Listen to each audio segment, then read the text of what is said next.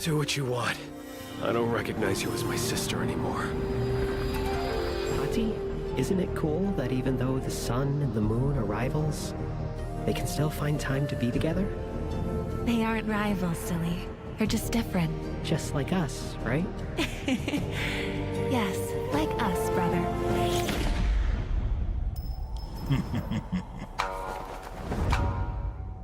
Akkee! Akkee! I'll be fine. Take him down. I knew she couldn't do it.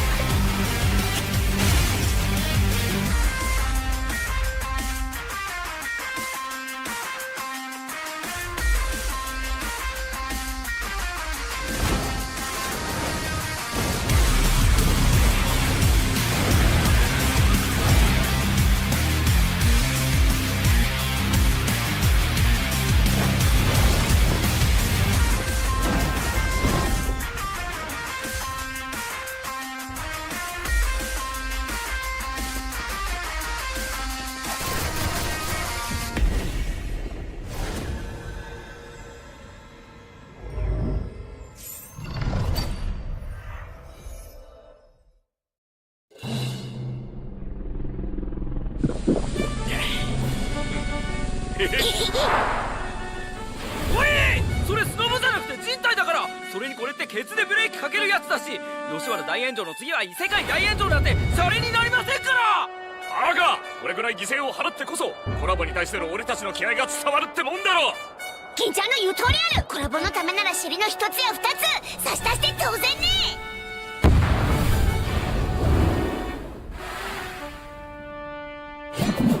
ゲームは終わりだ。え、皆さん、それって銃？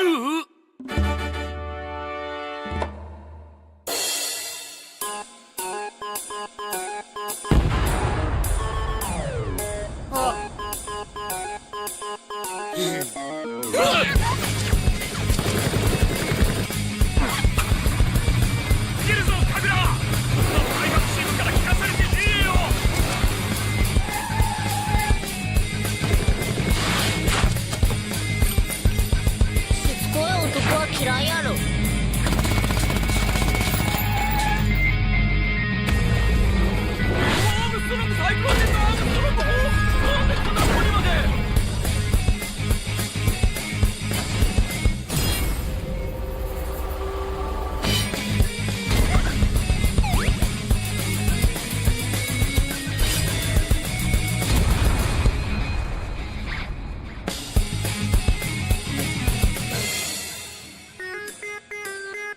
話でやってくんねえか、サダール。そいつは新橋じゃねえんだ。僕なら噛まれてもいいってことですか？ケリーさん、本当にごめんなさい。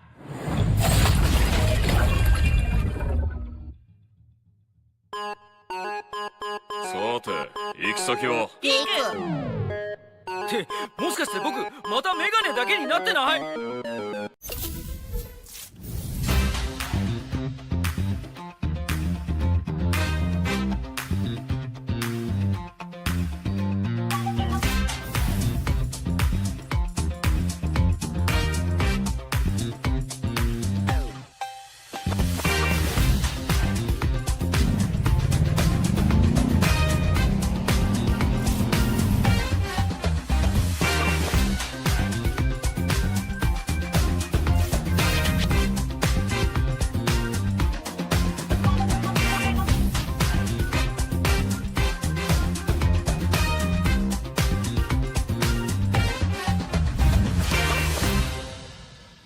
？Hey there, want to see something cool? Isn't it cute? Let's see what other sea creatures we can discover.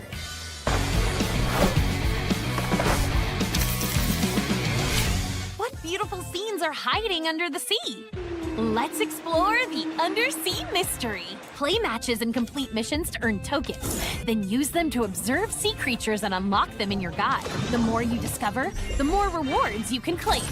Make sure to check in often, because rare sea creatures will periodically generate extra tokens. In Battle Royale, the adventure starts before you even land with a brand new whale-themed airplane. On Bermuda, look for mysterious whirlpool entrances that take you to the fresh, cool undersea realm. The high-tier loot zone becomes the Hydro Zone, surrounded by towering water walls. Don't worry though, you and your bullets can still pass through freely. Giant whales will also fly across the sky and drop bubble airdrops as they fly by. And yes, you can fish mid-match. Fishing spots will appear around the map, letting you reel in fish or even loot. Find upgraded fishing spots for even better rewards. Some fish will even follow you after you catch them and grant special buffs. Plus, there's a new event weapon, the Hydro Blaster. Hold fire to spray a continuous, super accurate water beam. When you run out of ammo or reload manually, a QuickTime event will pop up. Hit it to fast reload and gain a buff. Some other weapons can get this QTE reload too, so try them out when you find them. In Clash Squad, the Hydro Blaster is also available, along with the same QTE reload bonuses on select weapons. The Undersea Realm joins the Bermuda map pool, and cyber airdrops and spawn areas get themed visuals too. The ocean secrets are waiting for you to discover. Expect the unexpected.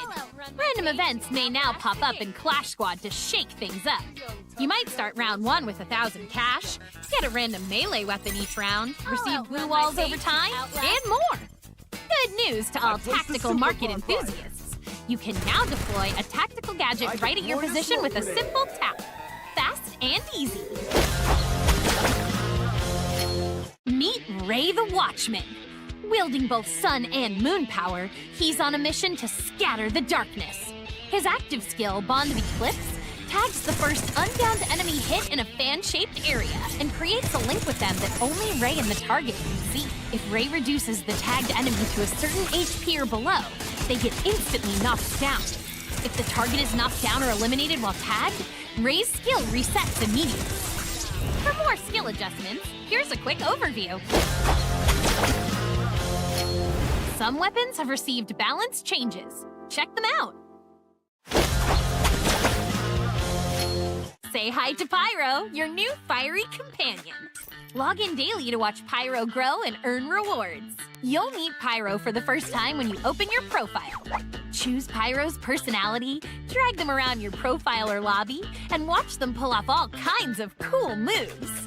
Pyro has 3 states: active, faded, and inactive. Daily logins keep Pyro active. Missing logins dim the flames, and staying away too long makes Pyro inactive. No worries though. Log back in and this little flamehead will jump right into action. Every login boosts Pyro's EXP. Keep it going and Pyro will level up from a tiny spark to the ultimate fire puncher. You can also unlock new looks and accessories to give Pyro even more heat. Presets will no longer be locked in once matchmaking starts. Even better, you'll be able to adjust them in the cabin or before the first CS round starts. However, you'll not be able to switch presets once you've used the loadout. Don't forget to tap the preset button to check out what presets your teammates are using before making your choice. In-match quick messages are now smarter and will suggest messages based on what's happening on the battlefield. Tap on the message to send it out to teammates. Some messages will even auto-mark enemies on the mini-map for you. See a player with impressive stats at the end of a match? You can now invite them to your team right from the match results page. Team invites are also smoother. If you accept a booking request while you're in a match, you'll join your friend's team as soon as your current match ends, so you'll never miss an invite again. We can't wait for you to try out the improved filter system and new themed filters like Cyberpunk and Golden Era. Looking for a smoother gaming experience? Try out the new frame rate boost feature. If your frame rate is set to high or above, open settings and enable this feature to enjoy crisper, smoother gameplay. If you love the competitive vibe, the new CS custom room updates are for you. Now you can choose a specific map area for each round to get targeted practice. What's more, play and win like a pro with the new ban and pick mode, complete with the new ban and pick feature, an esports-styled CS store, and gameplay rules.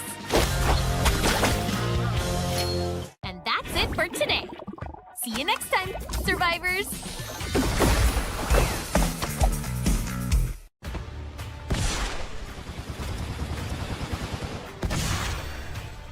Akkee said the moon and the sun aren't rivals. I still believe in that.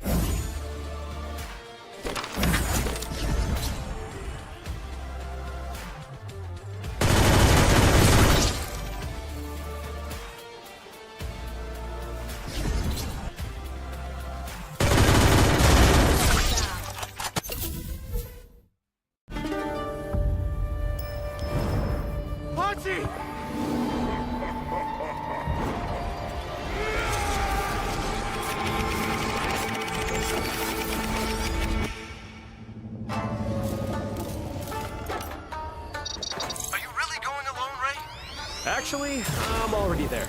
Talk to you later! Woo, such a welcoming committee. Get him now!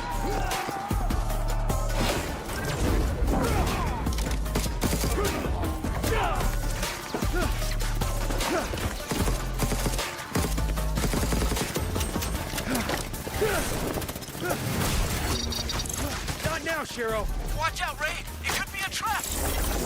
Yeah, thought about that too. I'm okay, man. Hold your Horse? Dude, Ray! It's so good to see you, Akkee. I'm sorry, Ray. But you should know, things are not like in the past. I don't want to hurt you, brother. Come on. A simple hug would do it. Things are different now. Give me your device and get away! This time I'll decide for myself what to do, sis.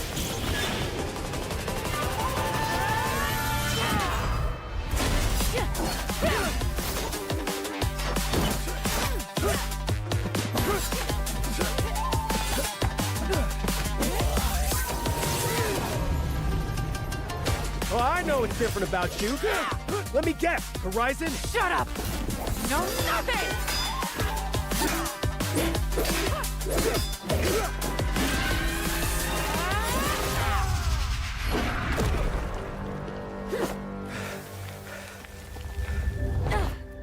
Do what you want. I don't recognize you as my sister anymore. Akkee, isn't it cool that even though the sun and the moon are rivals, they can still find time to be together? They aren't rivals, silly. They're just different. Just like us, right? Yes, like us, brother.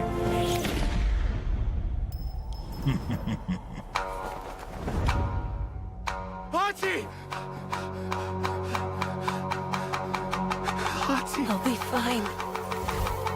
Take him down. I knew she couldn't do it.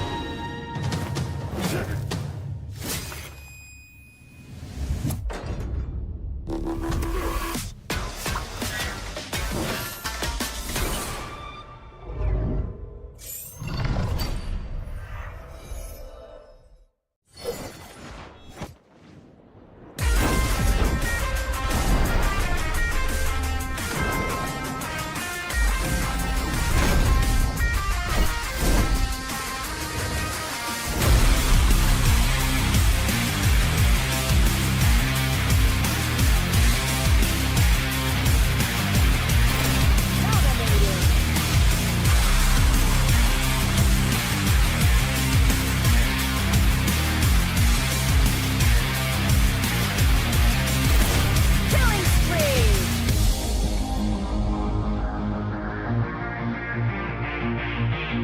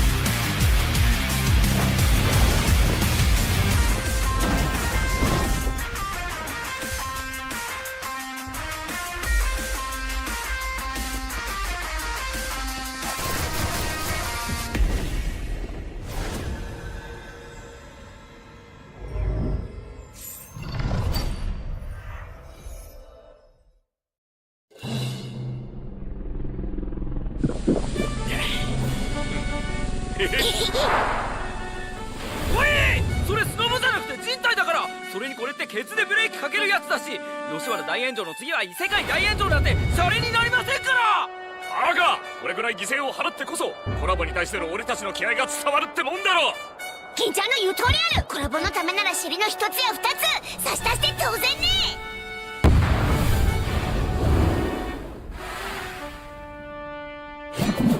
ゲームは終わりだ。え、皆さん、それって銃？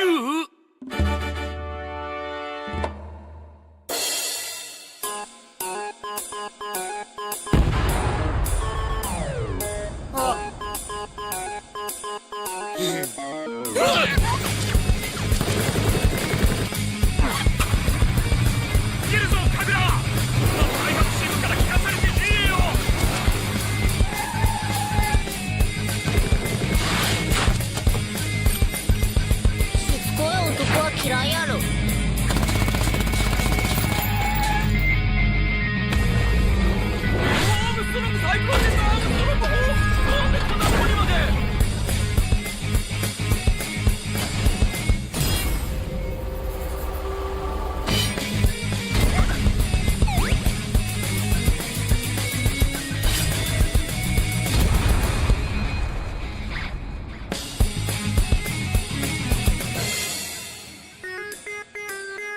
話してやってくんねえか、サダール。そいつは新橋じゃねえんだ。僕なら噛まれてもいいってことですか？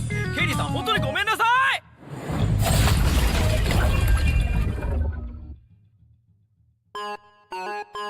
さて、行き先は？って、もしかして僕またメガネだけになってない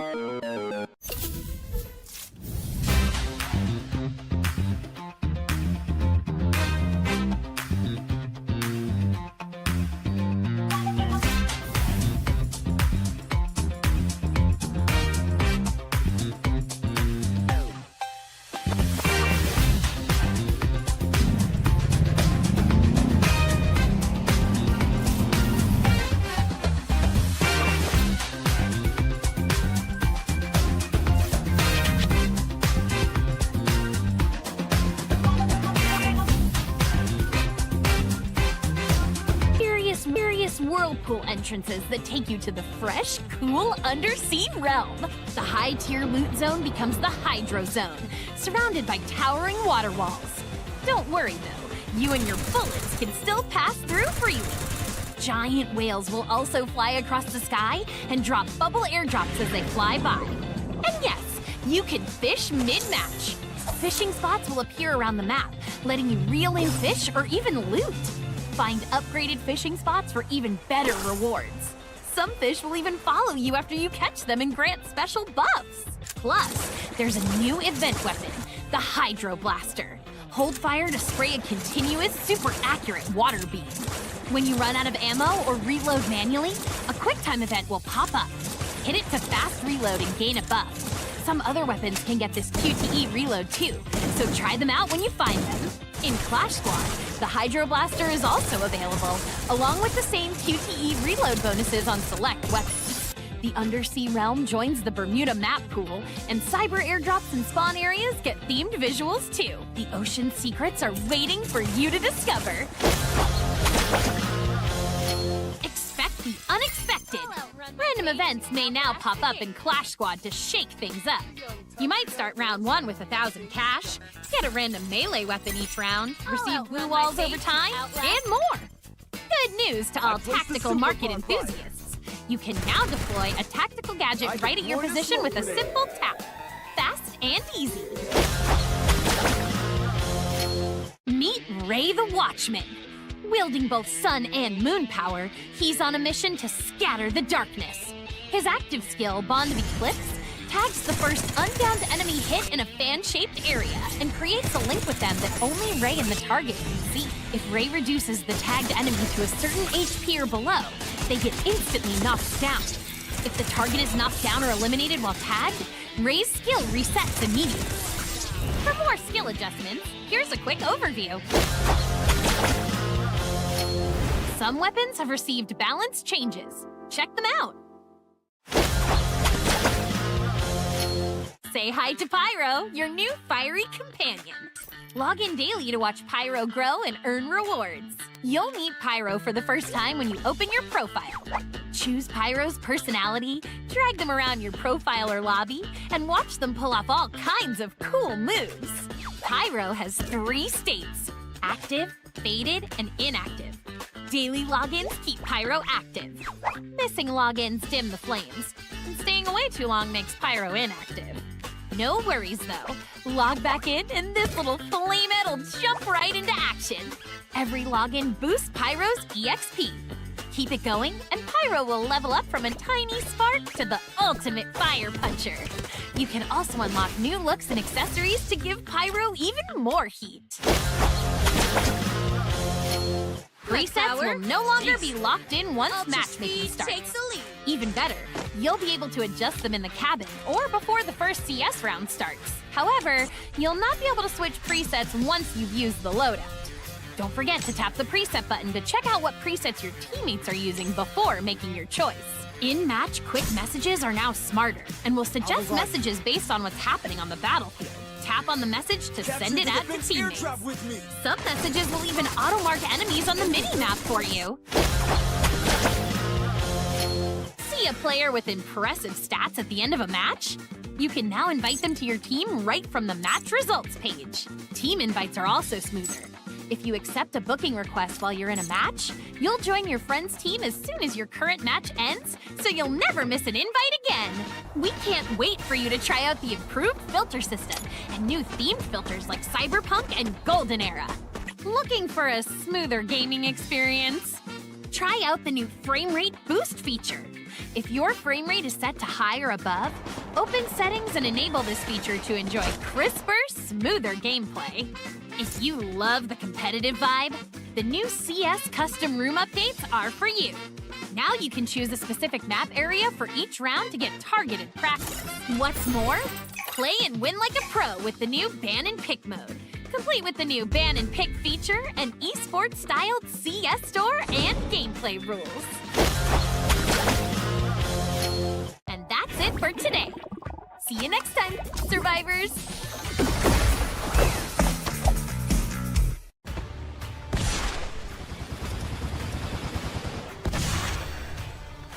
Ate said the moon and the sun aren't rivals. I still believe in that.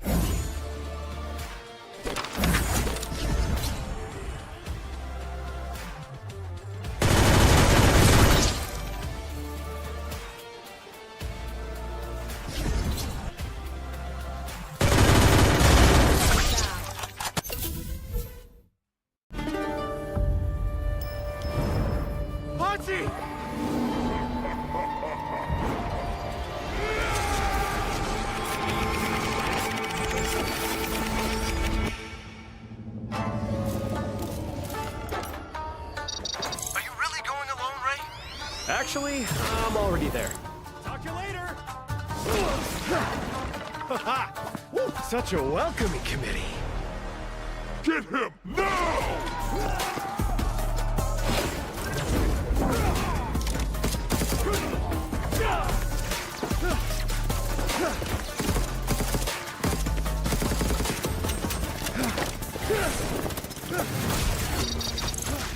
now, Shiro.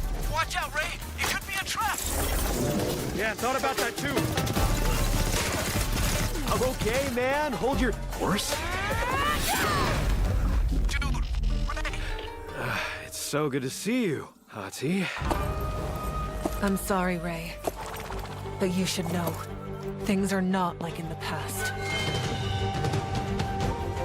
I don't want to hurt you, brother. Come on. A simple hug would do it. Things are different now. Give me your device and get away! This time I'll decide for myself what to do, sis.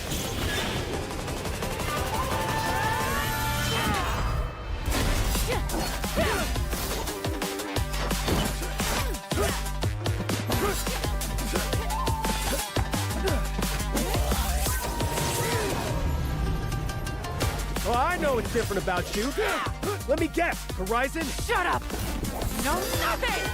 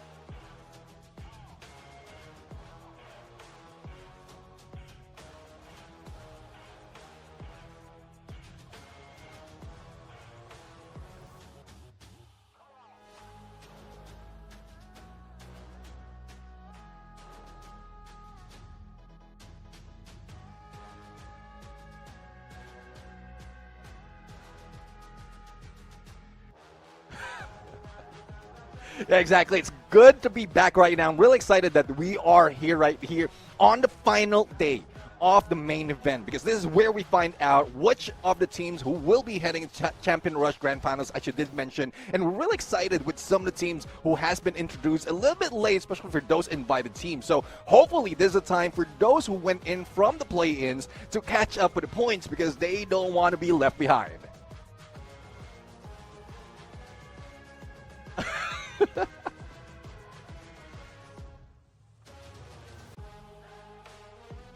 I mean, we wanted to know what in the world was up with the squads, because Dewa United, ladies and gentlemen, boys and girls, have been dominating all throughout, right? 6 games that they have played almost seems too good, because you've got other squads who are below them on the overall leaderboard who have completed their run already in Group B. A dominant run from the Indonesian squad, and I feel like they need to put a stop to it. But who's going to be able to do that, Neptune? That's exactly what we're going to see in the 6 games today.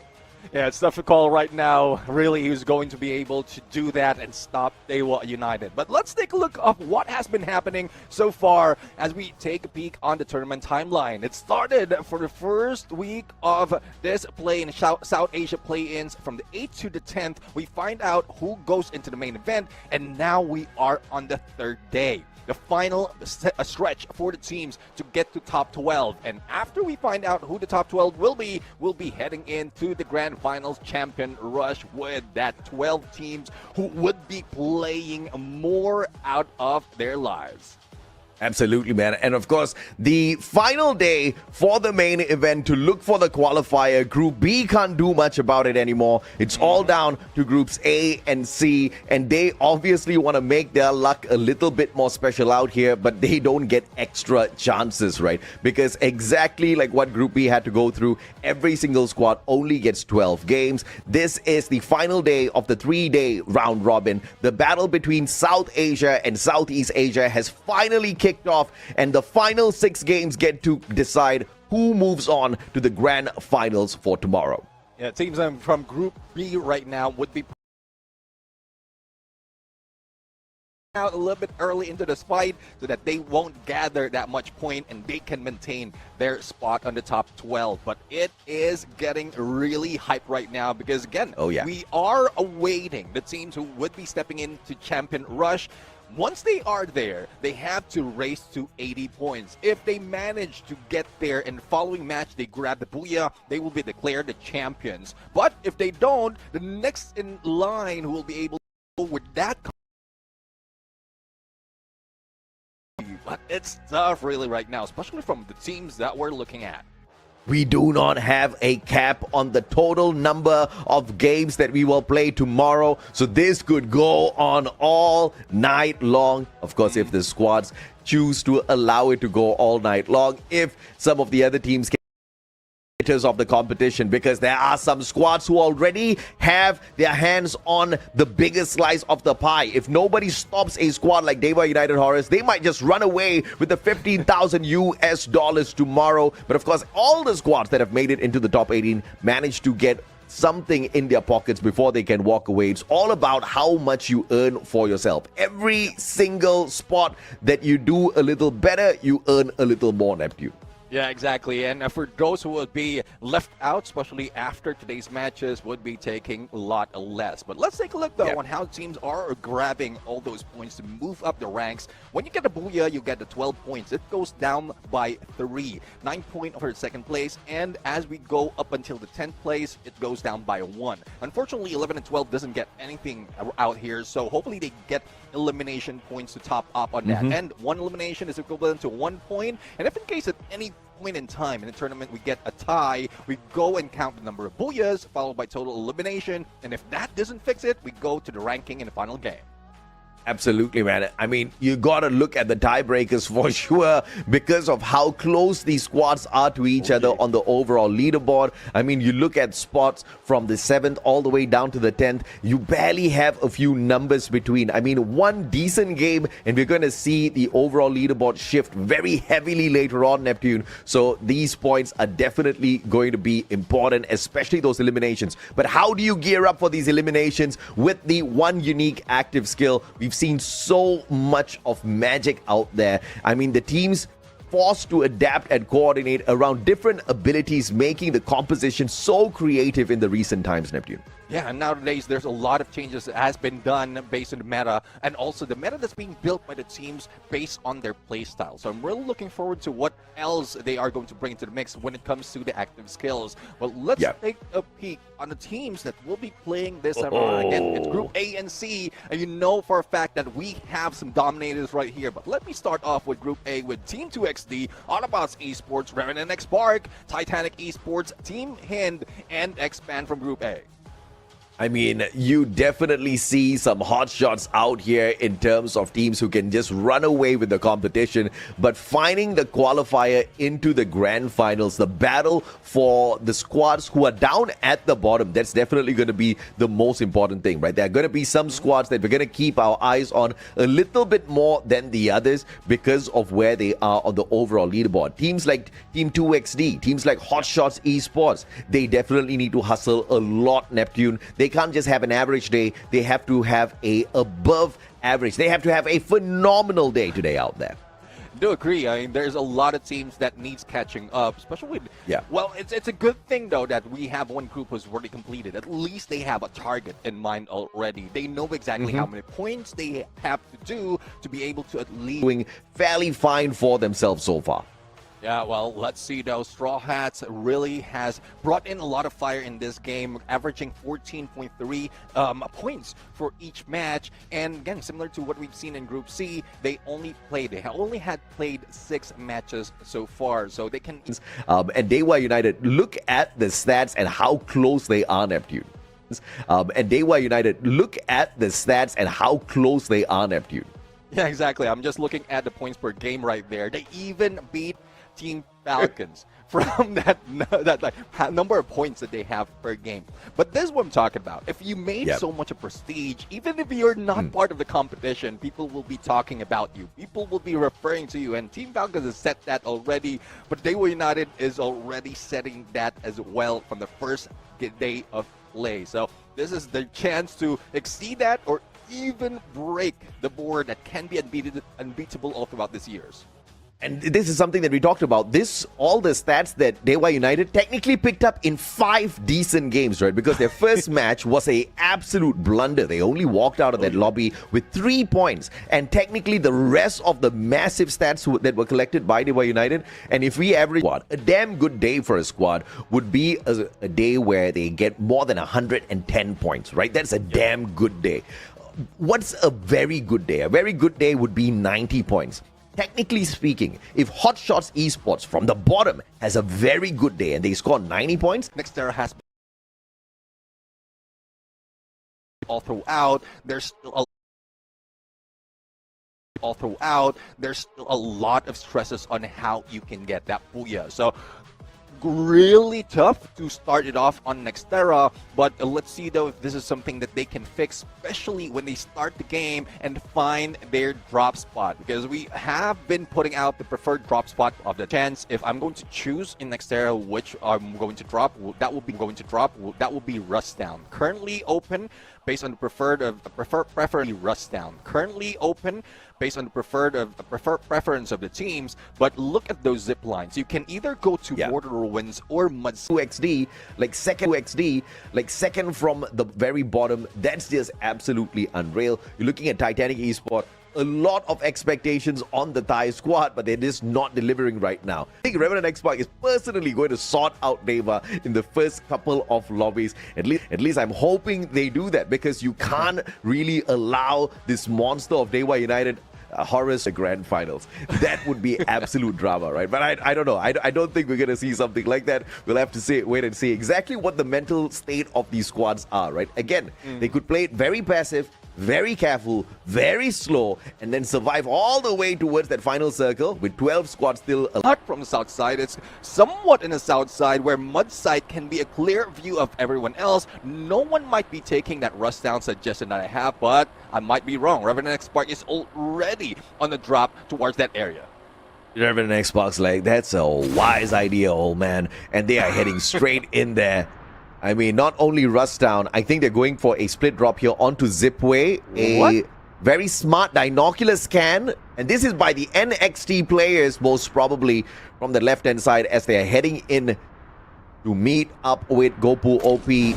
He's probably going to be looking for a couple of extra points at the very get-go. Not too worried about getting eliminated early here. Hotshots, though, have to worry about Autobotz. Yeah, definitely. Autobotz, I mean, a little bit more aggressive from first time we saw them from the play-ins up until the main event. But HazuX doesn't have a weapon to go in on a CQC. BSS definitely is more of a long-range SMG, and we are seeing a lot of knockdowns happening. Action in Leopold, the same goes with HazuX. Only one remains, and this might be it for Hotshots. They might have been taken down, but the glue wall, perfect timing to be able to survive a little bit longer.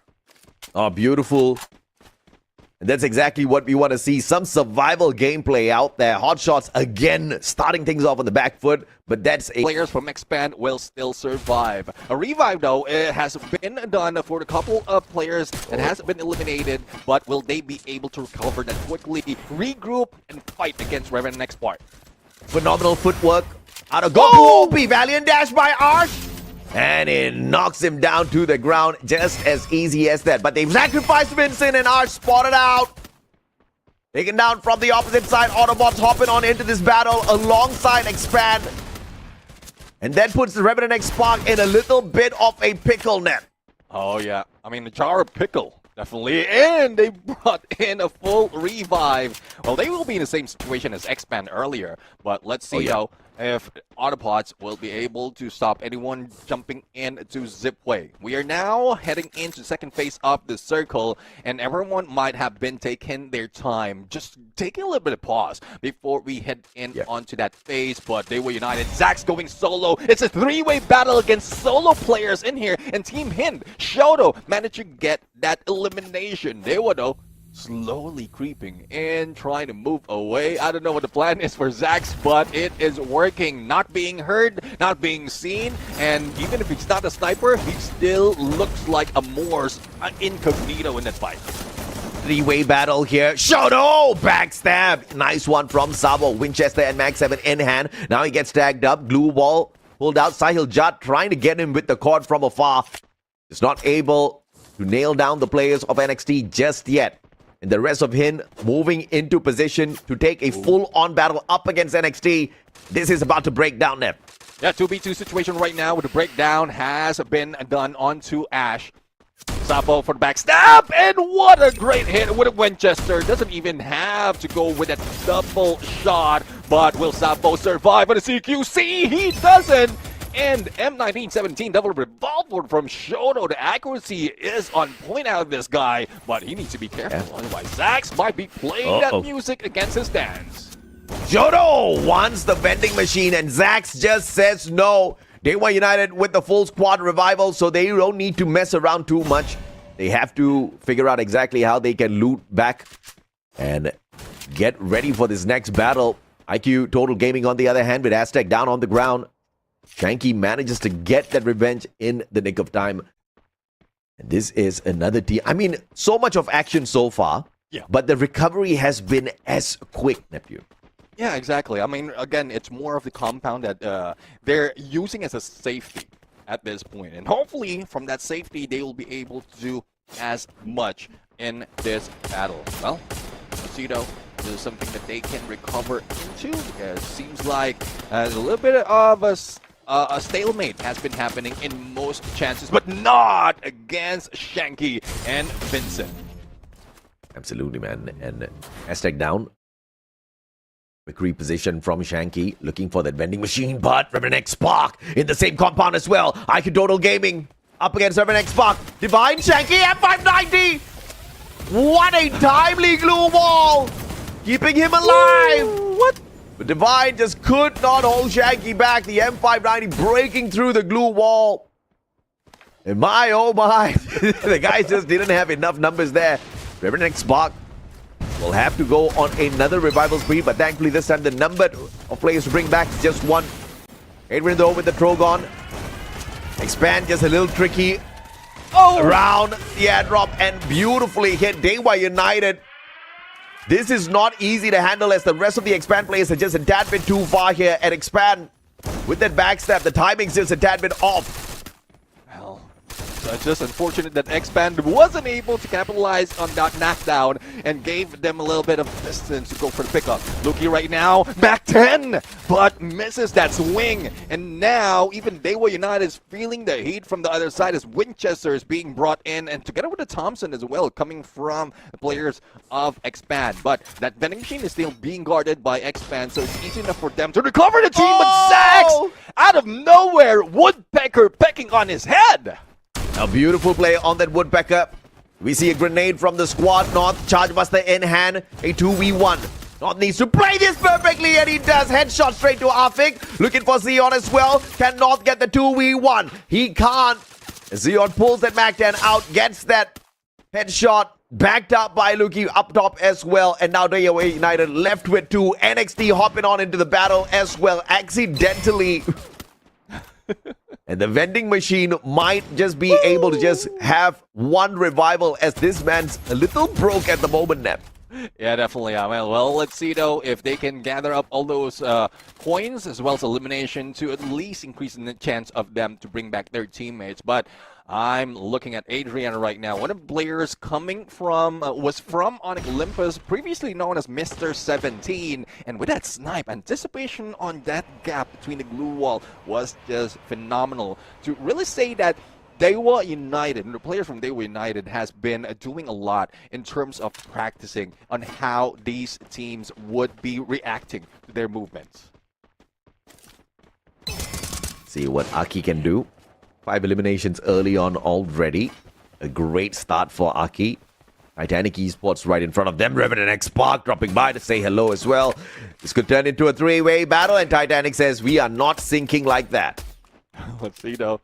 Sinking, but he need to, let's see though if they will be able to hit hard place if they go in for that fight. But I think that Ada will not be able to survive. Titanic though, I mean they're going against a lot of ice cold players, and you know how Titanic is. They don't do well in ice, especially if an iceberg is involved. But speaking of ice cold player, ice cold opponents, going against Revenant XSpark. Team Akkee just breaking them down. Yeah, Akkee with the extreme encounter there. Beautifully done with the Zane. Taking the fight straight up to Revenant XSpark. Winston down. One final player on the side of Revenant XSpark with a sliver of health left on him. Can he get away? That's going to be the big question. As he runs past the NXT players and the revival comes through. This is that insurance policy. Vincent back in. Divine doing just enough for the squad to keep themselves in. Placido, I mean, it's only 2 players, but the blue will be closing in a bit. And from the outside, 2XT just playing it slow for the moment. Let's see if they'll be able to hit on Team Hind. Managed to go for the knockdown. Pick up also needs to be done from their side. And time is running out. If they have a launch pad, they might be able to get into zipway, into safety, and that is what Autobotz has been doing, waiting for the opportunity as well to go gang up on anyone who would be unsuspecting of their position. You say time is running out, they pulled out the time turner, but that doesn't really stop time. Just keeps them safe a little bit. Not safe from the damage of the blue zone though. Autobotz, great reposition on the landing in the time turner, perfectly done, but Kiki from afar, and a headshot with the AWN, Joan down, Kunal taken out of the equation as well. And this is absolute domination if Straw Hats can pull this off, taking advantage of the downed Autobotz players. But they can't get through the barricade of glue walls, smartly defended by Autobotz. Yeah, I mean, the timing wherein the Battling Dash has been used already was on point, but Straw Hats cannot be stopped. And Autobotz will be eliminated. And though the knockdown has happened, they were still up. Nildo is the only one remaining because who was knocking on the door? It's Dewa United Horus. Yeah, I mean, just as Straw Hats was smart to take advantage of that chaotic situation, Dewa United spotted an opportunity and instantly ran straight up for it. 14 eliminations strong. The consistency out of the Indonesian squad. We have spoken about the dangerous mechanical skills of the Indonesians, and these guys are just proving it. Neil Scott out, Adrian Trogon manages to run away. But he's up against 2 players, so not for long, I would assume. But Neil actually gets away with that, a miraculous escape. He found a safety, but not against 2XD, as they were just hanging on the rooftop like Santa and Christmas. So let's see if they will be giving out all those gifts of Lidicillin all throughout this fight, especially with Expand in their somewhat view, because trees are covering those shots, those areas. But Expando, 15 elimination, one of the strongest game that they have right now. But we've seen that they cannot be taken down that easily. A good chance that they can battle against Dewa United towards the final circle. Expand literally on fire with the eliminations. Chinoy, great play with the M79. Rated launcher, perfection. Hasu though is getting it done. Just as old days, but out on the open. Riptide Rhythm breaking down their defenses. Leopio, easy pickup. Hotshot still have a decent chance up against Titanic. Oh, so you know, it's a 3v3 situation and only one glue wall between them as they recover not only their health but also their armor. The glue walls is breaking down. No instant push coming from Hotshots. And there goes a shot from the other side. It is M79 gameplay coming from Hazu X. And Titanic seems like they are in trouble, but they barricaded themselves in once again, forcing Hotshots right now to move well to our heavy hitters. Other than Dewa United are been taken down already, and out of the 4 teams, we have iQOO Total Gaming that only has 3 players. They need to be careful. They need to be silent so as not to be pushed by Team Hind. Team Hind needs to figure out how to find strongest squad! No, they don't need to look for them! Dewa just found them instead! Team Hind, you stay right there! Here come our nades! A double knock coming on through, 16 eliminations strong! XT has been taken out, but not by Dewa United. It was Team Hind who capitalized on their high ground and left Dewa hanging. Now, this might be a revenge mission coming from Dewa United Horus. If they really want to break down the doors of Team Hind, they have to do it right now. But they are distracted by iQOO Total Gaming, who's coming on their right side. Yeah, but not just hit Mafia down with the AWM, and now there's the distraction that was most needed for the side of Team Hind so that they can rotate out in the open. But Team Hind going in for the finisher. iQOO drop down! Back to back to back Team Hind with a solid eliminations, but Dewa United striking hard. Electrotherapy connected. Zax and North pushing on fourth. Up against 3 players from the side of Team Hind. Woman needs to recover. Zax finds the shot onto Shoto. He backs away. And the execution wasn't swift enough. Team Hind has another opportunity.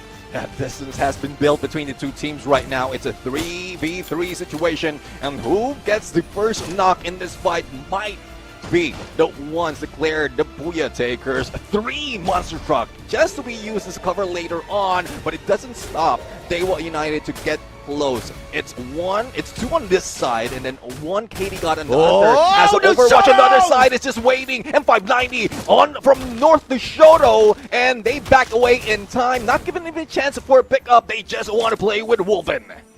Wolven spot play. Katie got now looking for Zax, but into the vehicle. Kiki for the backup, and Dewa United get the first Booyah of the day. Nothing short to what expected from Dewa United, and this is what we're talking about. They started strong from yesterday. Actually, they didn't start strong, but now they have been maintaining that strong reign after phenomenal games, and it still brings more prestige to their team, leaving a lot of teams behind. A Booyah losing mistake by Team Hind. And Dewa United Horus capitalized. Kiki was not in position to take advantage as the sniper for the side of Dewa United Horus. A 1 mistimed Valiant dash out of Shoto. He put himself in trouble, ran straight into Dewa United without causing any bit of chaos, got shot down, could not be rescued.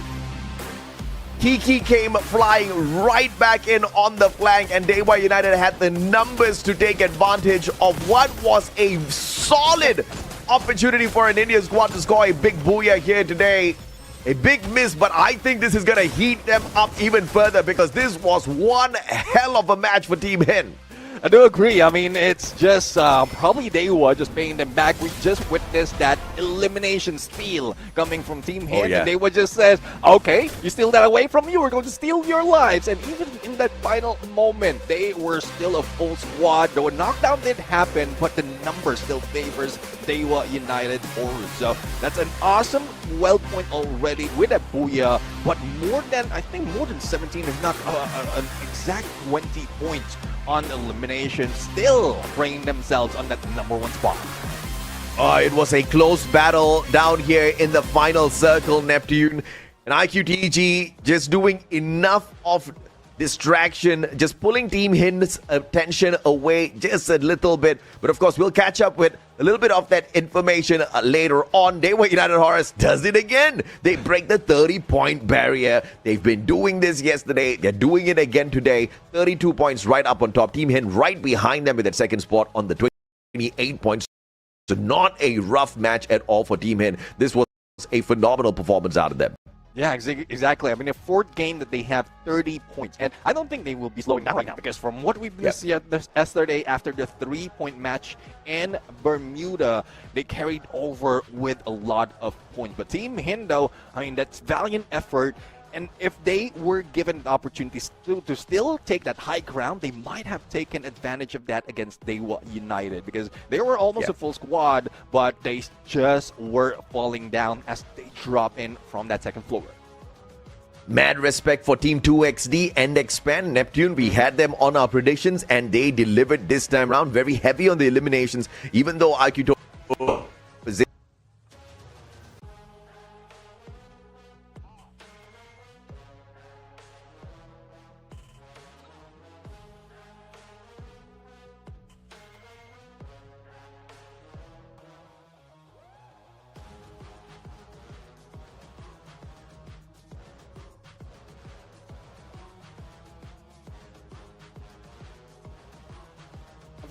we have our MVP right now with 7 elimination, 5,000 5,542 on the damage and 1 assist. Akkee is now in play, using that more, especially with a standard sniper build on the passives and also with that VSK in hand. Maro, Raphael, bro, if this guy catches you from afar, you are gonna bleed out before anybody gets to you. And that was the trick of Akkee.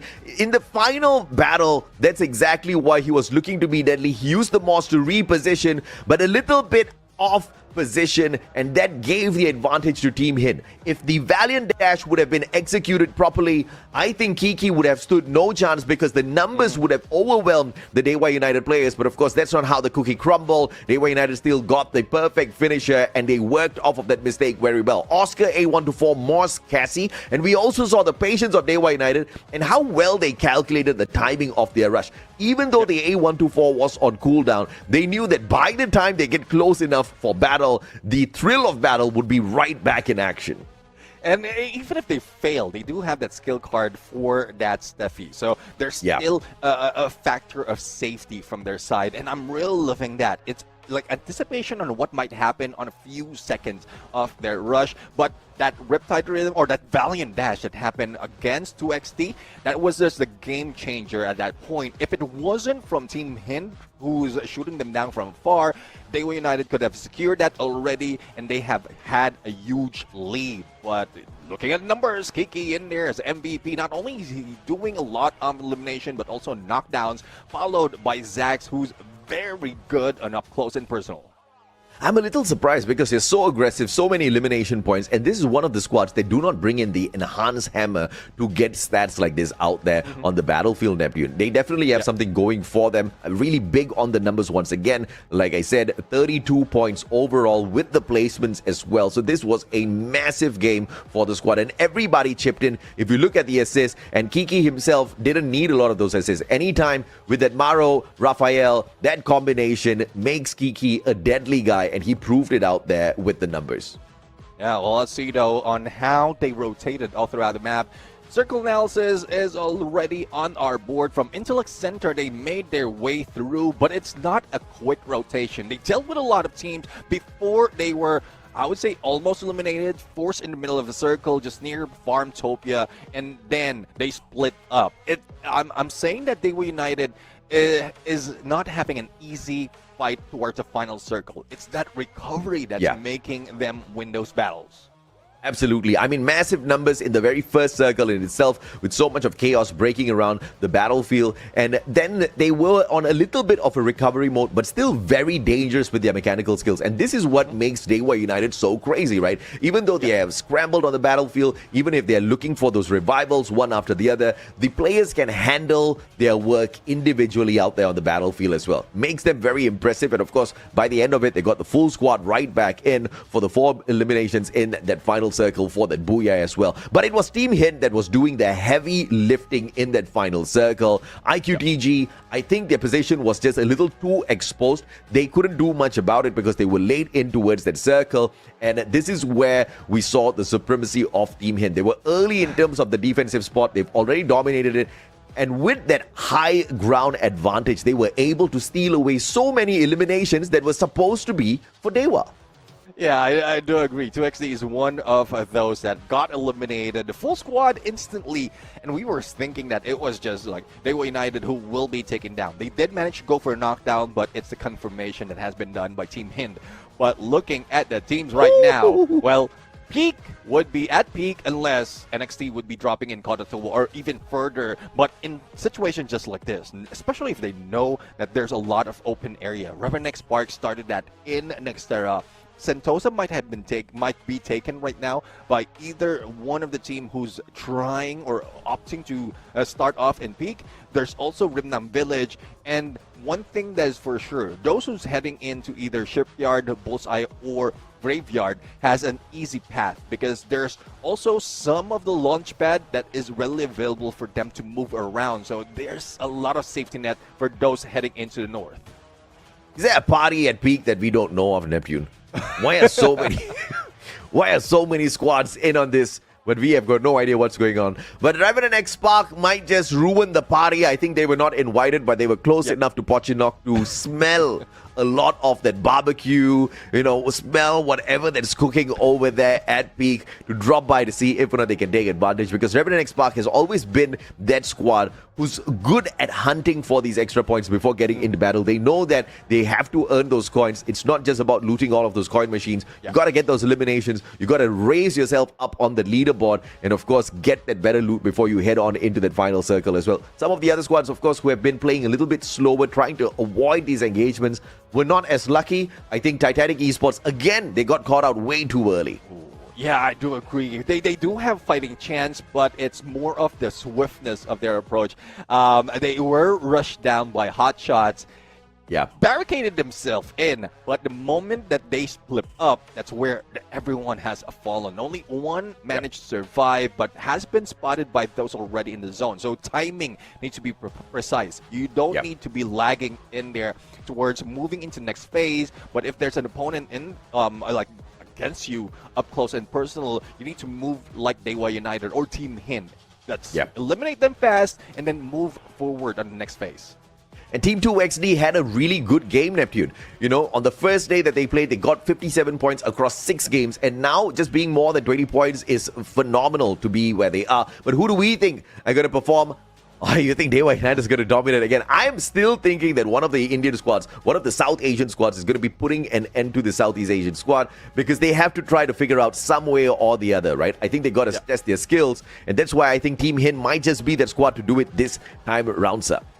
I'm putting in iQOO Total Gaming in there because we know in this map there's a lot of hope, a lot of points that they have gathered. The same goes with Autobotz. I was thinking of taking out Dewa United because this is the map wherein they only got 3 points. But the momentum is on them, and I don't think it's map specific. It's more of just a rough start from that first day that they had, and then if they get that warm-up already, they will continue reigning this lobby. Yeah, and I think Expand might be able to survive as well. They're a very good team when it comes to the mechanical skills, representing Southeast Asia. Only problem is, I think they've been cut off on their rotations a little bit too early, right? We saw the map prediction, and I think the best thing for Expand to do to be able to achieve my prediction is to stay away from the rest of the squads, to not force a peak drop. I think that in itself is going to have them survive a little bit extra longer now. Yeah, that's one thing that we see often from most of the top dogs, and even I think it was Godlike who's applying the same thing. It's just being silent in the beginning and then getting all those eliminations towards the end. It ensures your survivability as well as your full man squad, and then if you go against a team, you just keep your distance because you have been watching a lot of teams already where they're rotating, what compound they're taking, and you can plan out what they have to do in this game. But it's easier said than done. Not a lot of teams will be able to pull it off, but it's better to be safe in the beginning than do it all throughout. Do it towards the end, wherein there's still a lot of teams who might be able to beat you down. South Asia play-ins, we saw Revenant XSpark really explode on the first day, and we talked about how this is a squad that's able to do it on a day that's not so important, right? We saw them do really, really well. And then they kind of tapered off in terms of aggression. We don't see them picking up big numbers at this point of time. They only managed to pick up 12 points in total. This is placements plus eliminations of that very first map on Nextera. This is not good for Revenant XSpark, because if they want to find themselves in the top 12, they need to hustle a little bit more now. Yeah, let's see though. I mean, we're looking at Bermuda. Everyone knows this map, but I think they have a similar story for the first time that they played in this game. We're in. It's not so much of points in the beginning, but towards the end they got second place, but elimination wise it's just lacking for them to catch up with, who was it, Autobotz, who managed to top it off with 25 points. So they just need to work on that, slowly getting all those eliminations. We've seen that from Dewa United. We've seen that from Revenant XSpark from that Nextera map, but if we're talking about Bermuda, the gameplay is totally different. Yeah. Team Hind and Expand, they need to somehow test their strength up against Dewa United here today in itself, right? because they have to decide exactly what their rotations are going to be like for the grand finals. You need to decide your strategy for the grand finals today. And the only way you know exactly how you're going to be pathing your way to victory is if or not you want to go in to finish Dewa United off early in the grand final. Because the focus is on them right now for a good reason. Again, Neptune, we on our stats, we said their average came from 6 games. It's not true. It came from 5 games. The first game was an absolute nothing in terms of a run. When they really woke up, then we saw the fearsome Dewa United. I mean, hitting more than 30 in 4 of those games today. They start off with such a heavy match again. If you don't control them, they for sure are going to dominate tomorrow. And the problem with this squad is they also know how to get the booyah.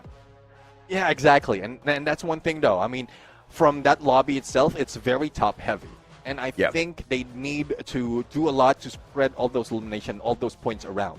And but judging from their position into the game right now, their possibility of being taken out, it's quite slim. So if they want to do something, they better do it right now, and then later on they can catch up. Because judging from the remaining, 5 maps that we have, the map that they will be dropping on based on the average that they've gotten, they can still end up on the 2nd place. So it's no risk definitely for Team Hind right here, and they can play around. Just find that rotation, find whatever tactics that they can play, and beat down on Dewa United on all fronts. If that doesn't work, then you still have give a leeway of 2 games, then you still catch up. Absolutely, man. Now, ladies and gentlemen, boys and girls, we do apologize for the slight delay here on broadcast. We are trying to sort out the technical issues in the background so that we've got a smooth lobby for these players to go out there and compete on. We've got a lot of money on the table, and we don't want them to be playing in an environment which is not perfect for them, right? So it's just going to take a little bit of time in the background. In the meantime, you chill with Neptune and I, right? Because we are prepping the lobby already. We'll be clicking off the flight in a little bit. Neptune, we've got our eyes on many squads here, and we are running out of opportunities. 1 down, 5 more games to go, my friend. And this next match is going to be at the good old Bermuda. This is where, like you said, the teams technically know where they got to go, what they got to do. Well, let's see though as we step in onto green grass of Free Fire, the OG map Bermuda. And, well, the plane will be cutting across the sky, and below would be awaiting chaos into battlefield. And we agree, they need to work fast right now, though it's the 2nd game, 5 games to go, including this. They need to gather all those points. But look at the flight path right now. It heads in from Mill, heading into the area near Revenant Village, and Revenant XSpark is already dropping into a split similar to what we've seen earlier. They take Cape Town as well as Mill, and this is where they might be taken out early.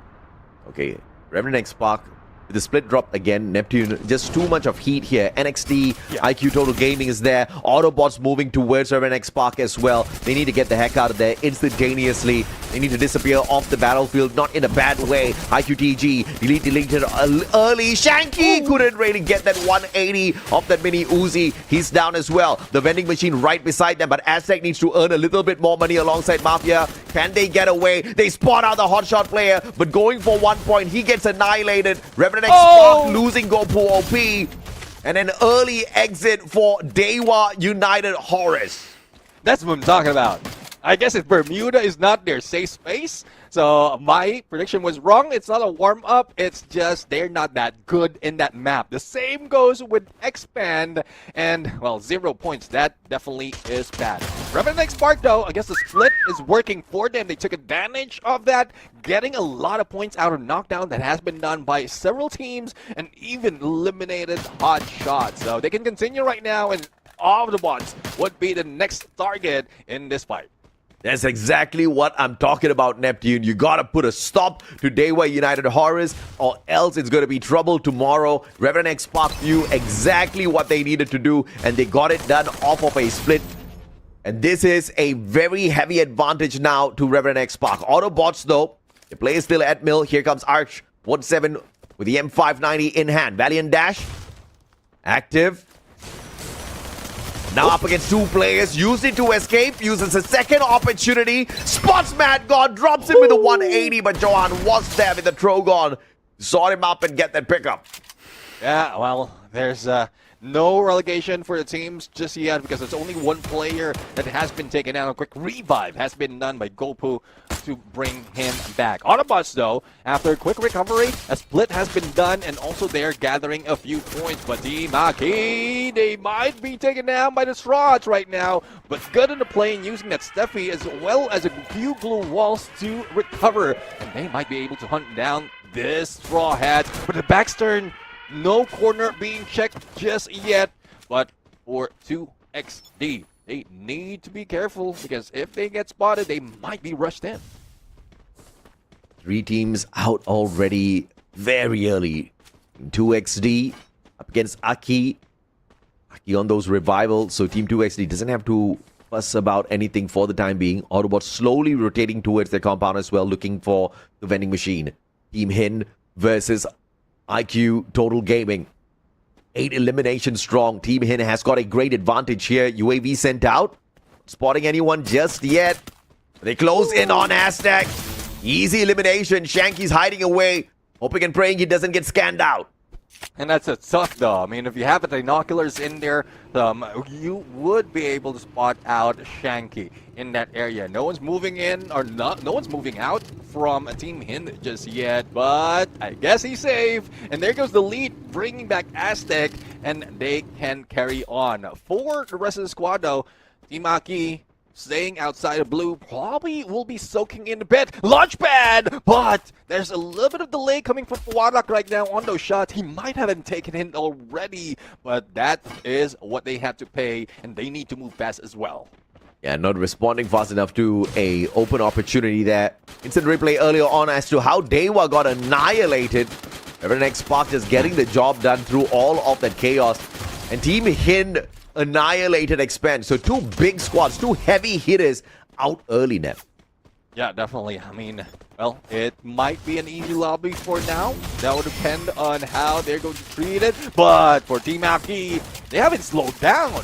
They might have been startled a little bit, but they're still on the hunt. 6 elimination already in this fight, trying to catch up with Team Hind with 9. But they will need to move out of Katulustiwa in a few seconds because that first and second is already closing in. But they are in crosshairs of iQTG. iQTG bagged up already. But it looks like Akkee is taking the fight straight up to them. Lightning zone called by Akkee.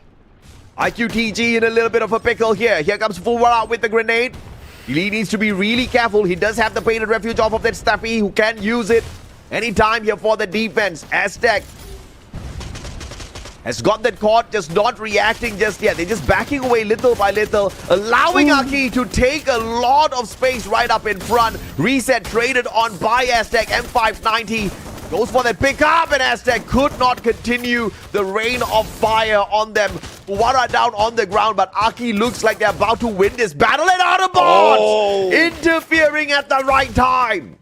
Well, I was just about to command Akkee in there. They managed to force the players of iQTG to move out of the way in the open, and that's when they got annihilated, or almost. But the same story is happening right now from Team Akkee because of Autobotz just jumping in out of nowhere, heading outside, trying to anticipate where that vending machine will be. Will it be guarded by Mad God, or will it be let go? But Mad God is just that mad who goes in for a chase on a 1v1. And Johiel right now for that jump and play, but double vector in hand. I don't think that's a weapon that you can use in this fight.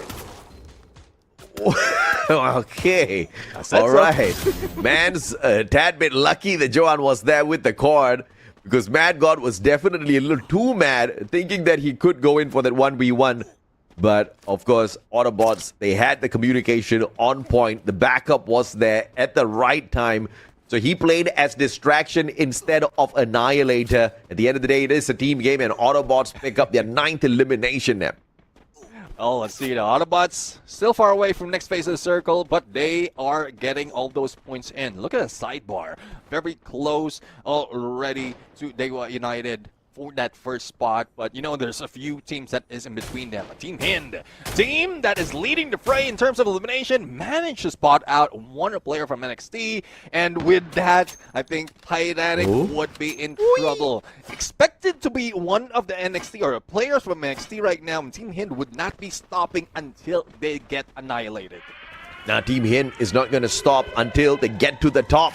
And elimination strong. KD God still has got no points in his hands just yet. They spot out Titanic. Those shots connecting. Whirlwind, Woodpecker. And that is a aced up Woodpecker on top of everything else with the enhanced hammer. Boom, tagged up. Up in the air. Don't cry. It's Team 2XD that gets the knock instead. They get the elimination as well. Shoto steals it. All right, let's see now. There's a little revenge mission. And between Team Hind and 2XD. 2XD was the team that has been eliminated earlier by this team, or this Indian team. But Titanic is in the fray, still not being let go, not giving a chance to go for that recovery. But 2XD is becoming a pain.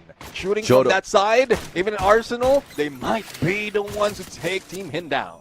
Shoto's just pushing boundaries here, and he's doing it for a good reason. Yet another hot shot off the Parafal. Psycho down on the ground. Here comes the glue wall melters from Shoto as well. Pushing up forth, calling the rest of his buddies. They are confident of getting the shot in. Yes, Shoto picks one. Fahim drop. Yenis manages to escape with the Winchester. Can he get another? Psycho tagged up. Yenis caught out. Team Hind about to end Team 2XD. Yeah, their survivor has been eliminated, anticipated that they will be going for those vending machine, and Team Hind just know where to place them. Don't cry though, from 2XD, trying not to cry, but might be meeting up with a couple of players from Titanic as they go in for the drop. It's a revived platform that they XD would be passing, going past that revival platform, giving that opportunity for Team Hind to take down the couple of distractions from Titanic. Chinoy, Sailjan has the Bison. And that's a souped up Bison. Beautiful. Shoto Valiant dashes through, manages to find the connection, gets the knock with the active skill. KD got down on the ground though. And this has to be that lightning bolt that made its way through. Team Titanic coming in here for some revenge on Team Hind. They need to move fast right now and swift. But from what we've seen in Titanic, it's more likely that they're going to sink. Thus, they are moving away from this lightning zone. It gives them a little bit more time to go for a revive. But as we look into some of the players, it's Fahim who might be waiting on them. There goes the recovery. Started right now by Titanic with Boom, and a weapon that you would use on a long range. Mac 10 doesn't have that capability. Yeah, I mean, just a wrong gun for that situation. If Boom had had an assault rifle, probably the situation would have been a little bit different. Team Hind could have lost 2 players. Titanic, though, rotating outside the circle. Boom to get into the truck. Everybody just trying to buy as much time as possible for themselves so that they can complete their looting progress here, because Titanic has had quite a bumpy ride from the start of this fight. Yeah, I mean, they don't have that, they don't have the suspension. Very much like the must truck that they're wearing right now, that they're using right now. In most cases, they drop in, they go for an engagement. It's always a 50-50. It's always a coin flip for Titanic, and they need to work on that if they really want to catch up. But if they just want to disrupt this lobby, then they can just do what they have been doing. Just go in for that rotation, elimination, or be the target for the team, and that they might be the ones initiating that third party that Everybody's making sure those binoculars are used up. NXT just found out nobody's at the vending machine. Revenant XSpark decently comfortable in the next circle. They found a defensive spot for themselves already. Team Hind up against NXT as well. They are all looking for the Ultra airdrop. And KD God just got caught by Psycho and the Thompson.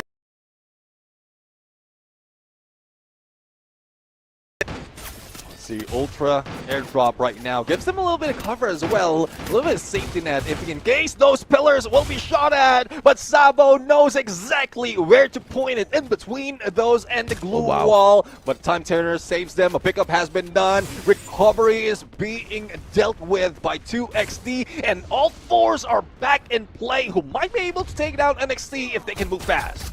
Yeah, double bolt maker called for Team 2XD. Mad God getting the shot onto Shanky from such a long distance. Don't Cry spotted out as well. Has to be careful. The rest of the Team 2XD players pile onto him, and Team Hind rotating from the back. And this is going to be a quick drive by Wolwin, getting that alongside Sahiljat with the Bison. Guinness with the AWM. Can he shut down Team Hind outside the circle here? Shoto, valiant dash. Oh no. Gets a double shot and he puts down Guinness. Yeah, it's just unfortunate. It doesn't have an SMG or a CQC weapon at that point. Only have the AWM, no backup to work with. And Shoto has been knocked down, but they did manage to do the deed of eliminating 2XD. We're down to 7 teams already. 4th going into the 5th phase with only 20 seconds spare. And that is what is bringing Team Hind right now as they are being eat up by that blue. Yeah, Team Hind just spending way too long outside the circle. Moment down. Sahiljat all alone.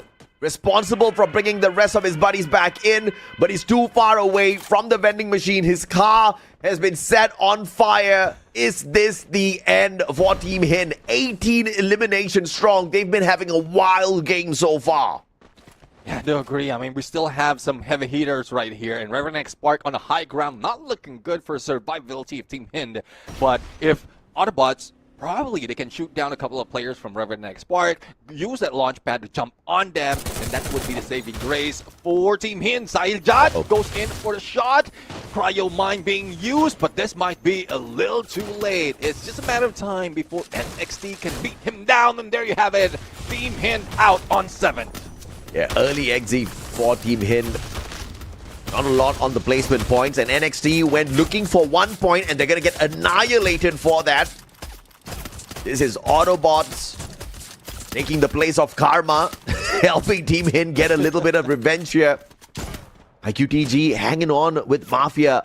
Autobotz has a possibility of spotting him. And got on the hunt. Titanic's out in 6th as well. So many engagements all around the battlefield. But look at Revenant XSpark still standing tall.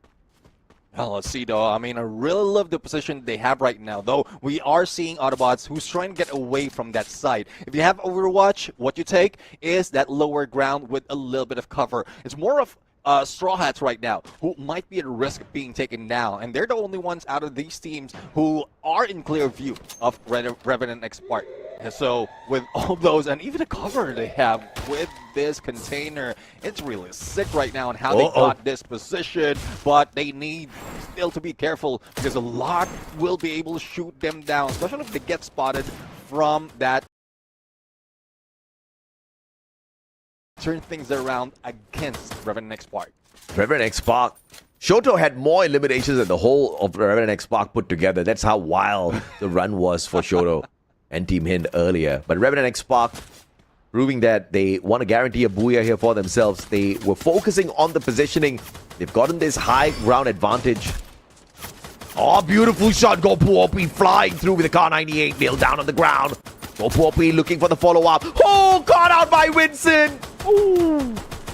That is the supremacy of this high ground advantage. And Revenant for one more. They're going to find it. Riptide Rhythm moving on in, and Arsh gets it with the Car 98 before the Riptide Rhythm finds the connection. And Revenant XSpark making big work off of this ground advantage. And that's one thing though, I mean, if you have a potentially LMG to be able to break down those glue walls without even any Riptide, or using any Riptide Rhythm or Valiant Dashes, you can just use your weapon to break down all those walls. But with only 3 teams remaining, make that 2 teams remaining, it is now Revenant XSpark going against Autobots, and it's just a story of purgatory. One's in heaven, one's in hell, but the only question though is who's falling down? Well, even if they do fall down from up top, they're not going to have a disadvantage. And look at this smart play coming through from the squad, choosing to not take that fall animation that could just put them in a little bit of a danger, especially if Autobots do have snipers. Revenant XSpark choosing to maintain this high ground advantage they had up against Autobots. Vincent and Divine have been absolutely brilliant with those shots from up top. GoPuopi with the Car 98 has been working magic as well. And now the circle is going to force Autobotz out in the open. Winston has the right angle here. Arsh from the back. They're forcing Mad God out. Arsh looking for that shot. Glue wall. Melt is laid out. And Gopu OP with the jump shot. Riptide Rhythm. Mad God caught. Beautiful by Winston. But the return from Venom. Venom with the drop onto Divine as well. Gopu OP needs to run across. If possible, Venom tagged up. A double glue wall. Barricaded by the glue UAV as well. It's just unfortunate for Venom. He could have survived if he moved fast, but there's a lot of threat from above. Johan did manage to go for a pickup on Mad God. Now, it's a 2v3 situation. They don't have that vehicle already saved them from the drop. It's more of the waiting game. If they have the advantage of the center, so they can get that booyah. Probably a lot of healing as well has been done, but no. Here comes Vincent. What a shot. Goes in for a 1-2 split, and they might be able to do a pinch against Autobotz. The reposition from Revenant XSpark has been brilliant. But can they make this angle work? Autobotz just moving right under the bridge like a bunch of trolls, avoiding those shots. Brilliant repositioning from Autobotz, just keeping the distance here. They want to engage them with the M590, slowly baiting the squad in. Riptide Rhythm will break down those defenses once again. Autobotz quickly repositioning and erecting more glue walls, asking Revenant XSpark to bring the fight closer. Oh, let's see though. There you have it, the isolation. Will they be able to go in? Still in the Mac 10, but a level 3, it doesn't work against Vincent on an AWM. And even CQC, he's still rocking it. But it's a 1v2, and it's Revenant XSpark who have the advantage. Johan though, try to go in with a valiant dash, moves away, and Vincent for the finisher with a quick flick, and that booyah. Vincent, the god of snipers. That's what he's looking at like right now with the positioning, with the sharp shots that he was getting off of all of that high ground advantage. The angles were perfect. The repositioning was perfect from Revenant XSpark to get themselves the advantage. Autobots countered that perfectly, repositioning themselves, avoiding disaster through that Riptide Rhythm as well. But towards the end, it was that long-range advantage, the guns that Revenant XSpark had in their hands, and they also did not want to take the fight too close to Autobotz, knowing that Autobotz will be able to annihilate them with the M590. Winston up close and personal, just dancing around with that AWM Neptune.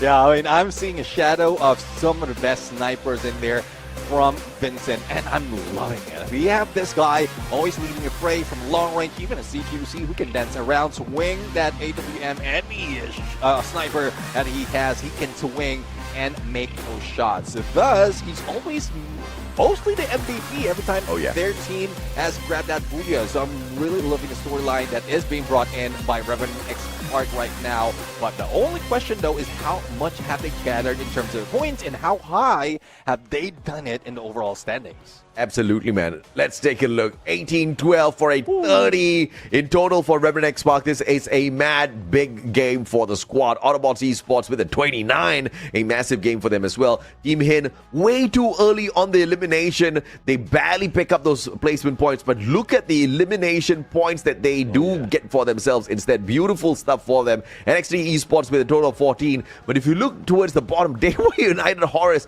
with a very early and alongside expand in this match, Nep. Yeah, I mean, they even beat the lowest point that they can get in one game.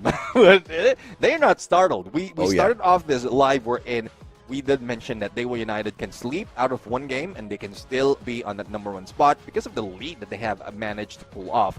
And if it's only top 12 that they're really vying for, not only the #1 spot because it doesn't give you anything special in the prize pool, then there's still 11 more spots that they can give away.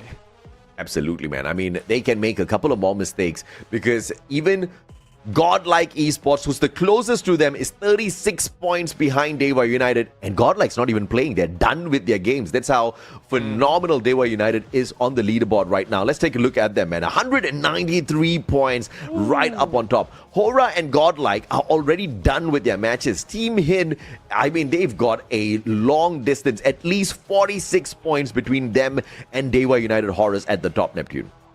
Yeah, I mean, looking at the numbers right now, if we do the calculations earlier, before the start of the day, before the start of that first match, the cut line is a little bit high, but because most of the matches has been top heavy overall, I think it has been reduced already. It's somewhere from my initial 170 points. It's now down to around 160. So there's a lot of teams who might be able to catch up, and you can see them closing there, even if you look on those in the second page of this overall standings. Yeah, I agree with you, man.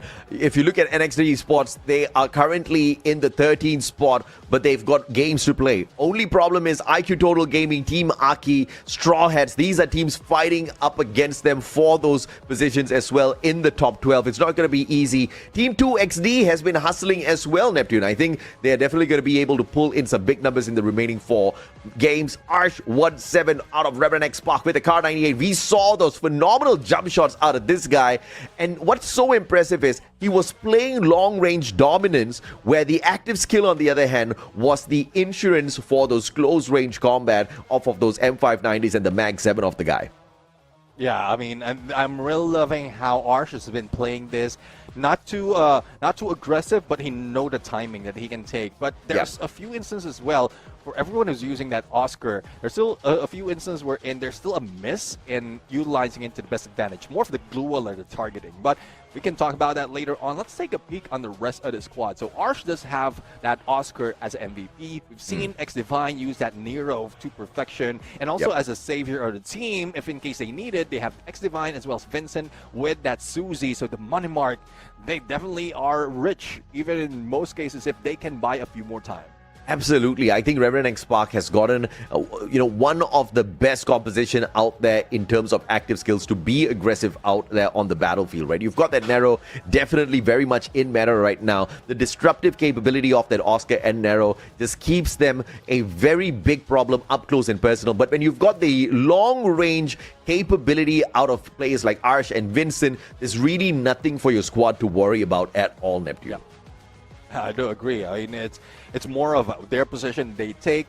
There's no forcing them to use their active skill to go on those CQCs, and they can reserve it towards that final moment. I guess that's a reason as well why they took so long and not even jump out. They have that chance. They take that monster truck, but they didn't commit to it because the shift was even favoring them. But let's see a shift of the other circles that we didn't see all throughout the game, as well as the players right here. So it starts off with the bigger part of Team Revenant XSpark, and this is what we were looking for, the squad, because this was the performance of that very first day of the South Asia play-ins that Revenant XSpark made us all excited with. Yeah, definitely. I mean, I'm Revenant XSpark, since we're talking about them right now, I'm going to put them in my predictions because I took them out for a moment, and now that's when they are showing up. It's not that I'm saying that they might be taken down early because they might be hit by the curse, or either it's a Booyah curse or the caster curse, but I do believe that they can bring those numbers in a lot more. But looking at the preferred draft spot right now, we have TV Tower, might be occupied by 3 teams, and Casa Vista is very close behind. And this 5 teams might start off those fights, but you see the free space from everywhere else in Solara, so there's still plenty of spot. They can go out if in case they are in a pinch, and they can revive their teammates. I feel like iQTG might go for a split drop here at TV Tower as well as Funfair, just to buy themselves a little bit of an insurance policy, and also the rotation between these 2 compounds with those slide rails just makes it very easy. And if they're already controlling both the compounds at the same time, I think communication should be easy for iQTG to pick up a few extra points in the early parts of this game, Neptune. Either way, Solara is going to be a heated map for us for sure. I expected it to be a day where all the squads are going to be very aggressive, and that's exactly what we're getting. Like you said, very top heavy on these lobbies. Yeah, I do agree. And again, Revenant XSpark is one of the teams who had grabbed Booyah in this map. So followed by iQTG, and you did mention the plan that they can anticipate to probably exceed those above them when we talk about Solara. If they can go for that split, and we've seen the firepower that they have, then they might be able to start it off with those early engagement. But it's more survivability that they need to work with. Though Solara is that map we're in, you can move quickly, but it also gives you a Q, or it also gives the the enemy's iQOO that you're using those slide rails. So you can be anticipated towards the mid or probably the end. I've had my eyes on Revenant XSpark and Team Hind the whole day, Neptune, and obviously throwing Dewa in there for a little bit of respect as well, right? And so far, Team Hind has been the best squad of the day, followed by Revenant XSpark. These two Indian squads, I was talking about how it's very important for them to really control the momentum of Dewa United, and they're doing exactly that. But I think the Indonesians are not going to stay silent for much longer. Yeah, I mean, they are going to make some noise, but how much of a noise, and will they be ending up with a full squad? That is a question, because they have been doing so much of that aggression, but they risk their players every time. So whether it's a split drop, whether it's a split revive, they're just putting so much of risk in their teammates. I want to say that they're lucky at some point, because even in Xterra, the first map, they were spread out, and then they regrouped, they got that booyah. Bermuda doesn't get that one. They weren't given that chance, but if that's what you can bring in, if you are going solo or duo in most cases, and you are giving a chance to go in the final circle, they might be getting that booyah once again. Yeah, absolutely, man. And teams that have got nothing much to lose down at the bottom, who are really looking for a desperate attempt to qualify, are most probably going to be avoiding the titans of this lobby as much as possible, right?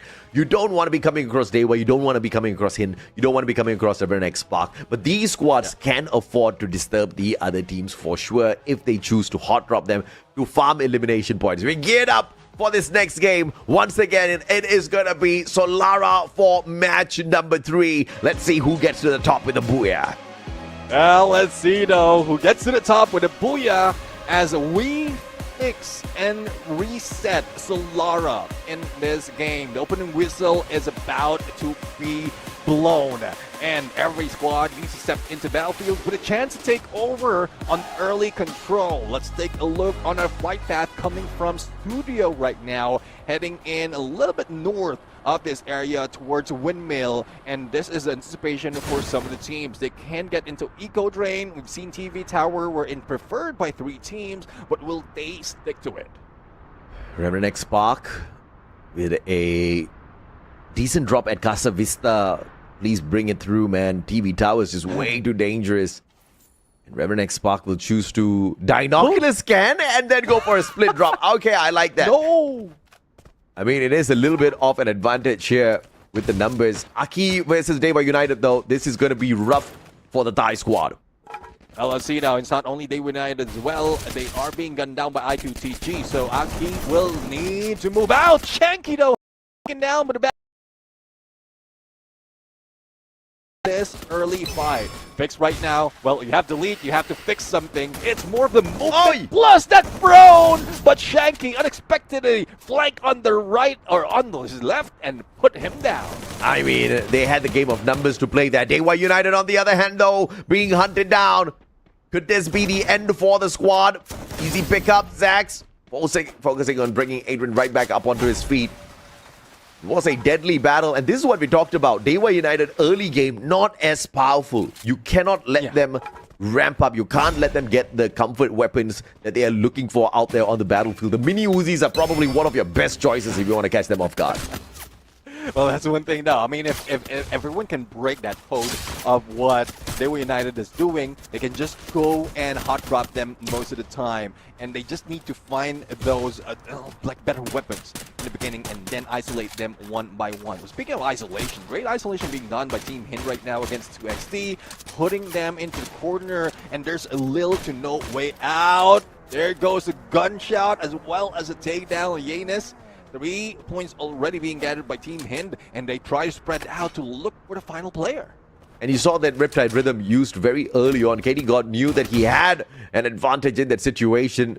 Took every little bit of that advantage to convert it into points. iQOO versus Dewa United. Big fight on our hands here. Oh, Aztec almost capped there.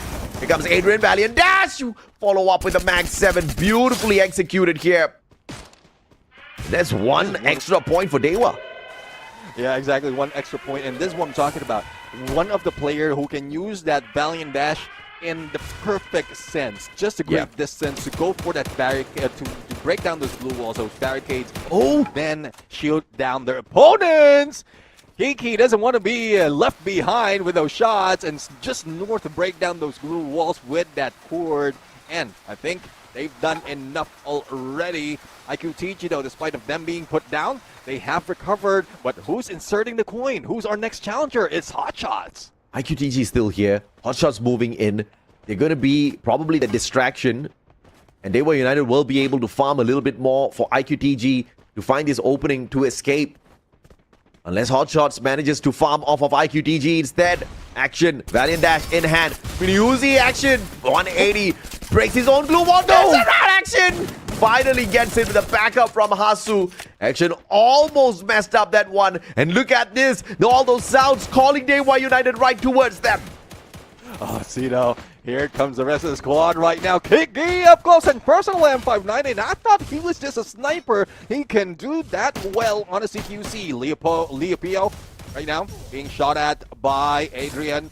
But him preparing that Mag 7, forcing them in, clearing those glue walls might be deadly. And hopefully Hotshots doesn't fall for that trap. RGS gameplay, just to put in a few damage. Again, the plan of Dewa United is to funnel them into one area. And that's where they beat them down. And this is working right now. Hopefully Hotshot can get away. Dewa United, very confident M590 used by North. He's the player on the Aurora Vision, and he didn't even have his active skill available to him. What? His opponent broke down the defense, and Kiki gets an easy annihilation to Hasu, who was so busy on that revival. Could not turn around in time, could not revive in time as well. How unfortunate. Yeah, I mean, it's just unfortunate. I think he's looking for that revive. Thus, he doesn't have it. He wasn't able to do it in a split second. He could have given the team a chance to survive. Team Hind, though, being eliminated. But none other than Titanic Esports. So Team Hind might not be that iceberg and then break them down. My goodness. And of course, through this run in itself, Dewa United Esports seeding 204 points. The double century with 3 more games to go. And this one's not even over. They were really playing this on a whole other level, and they are right back in it with a full squad.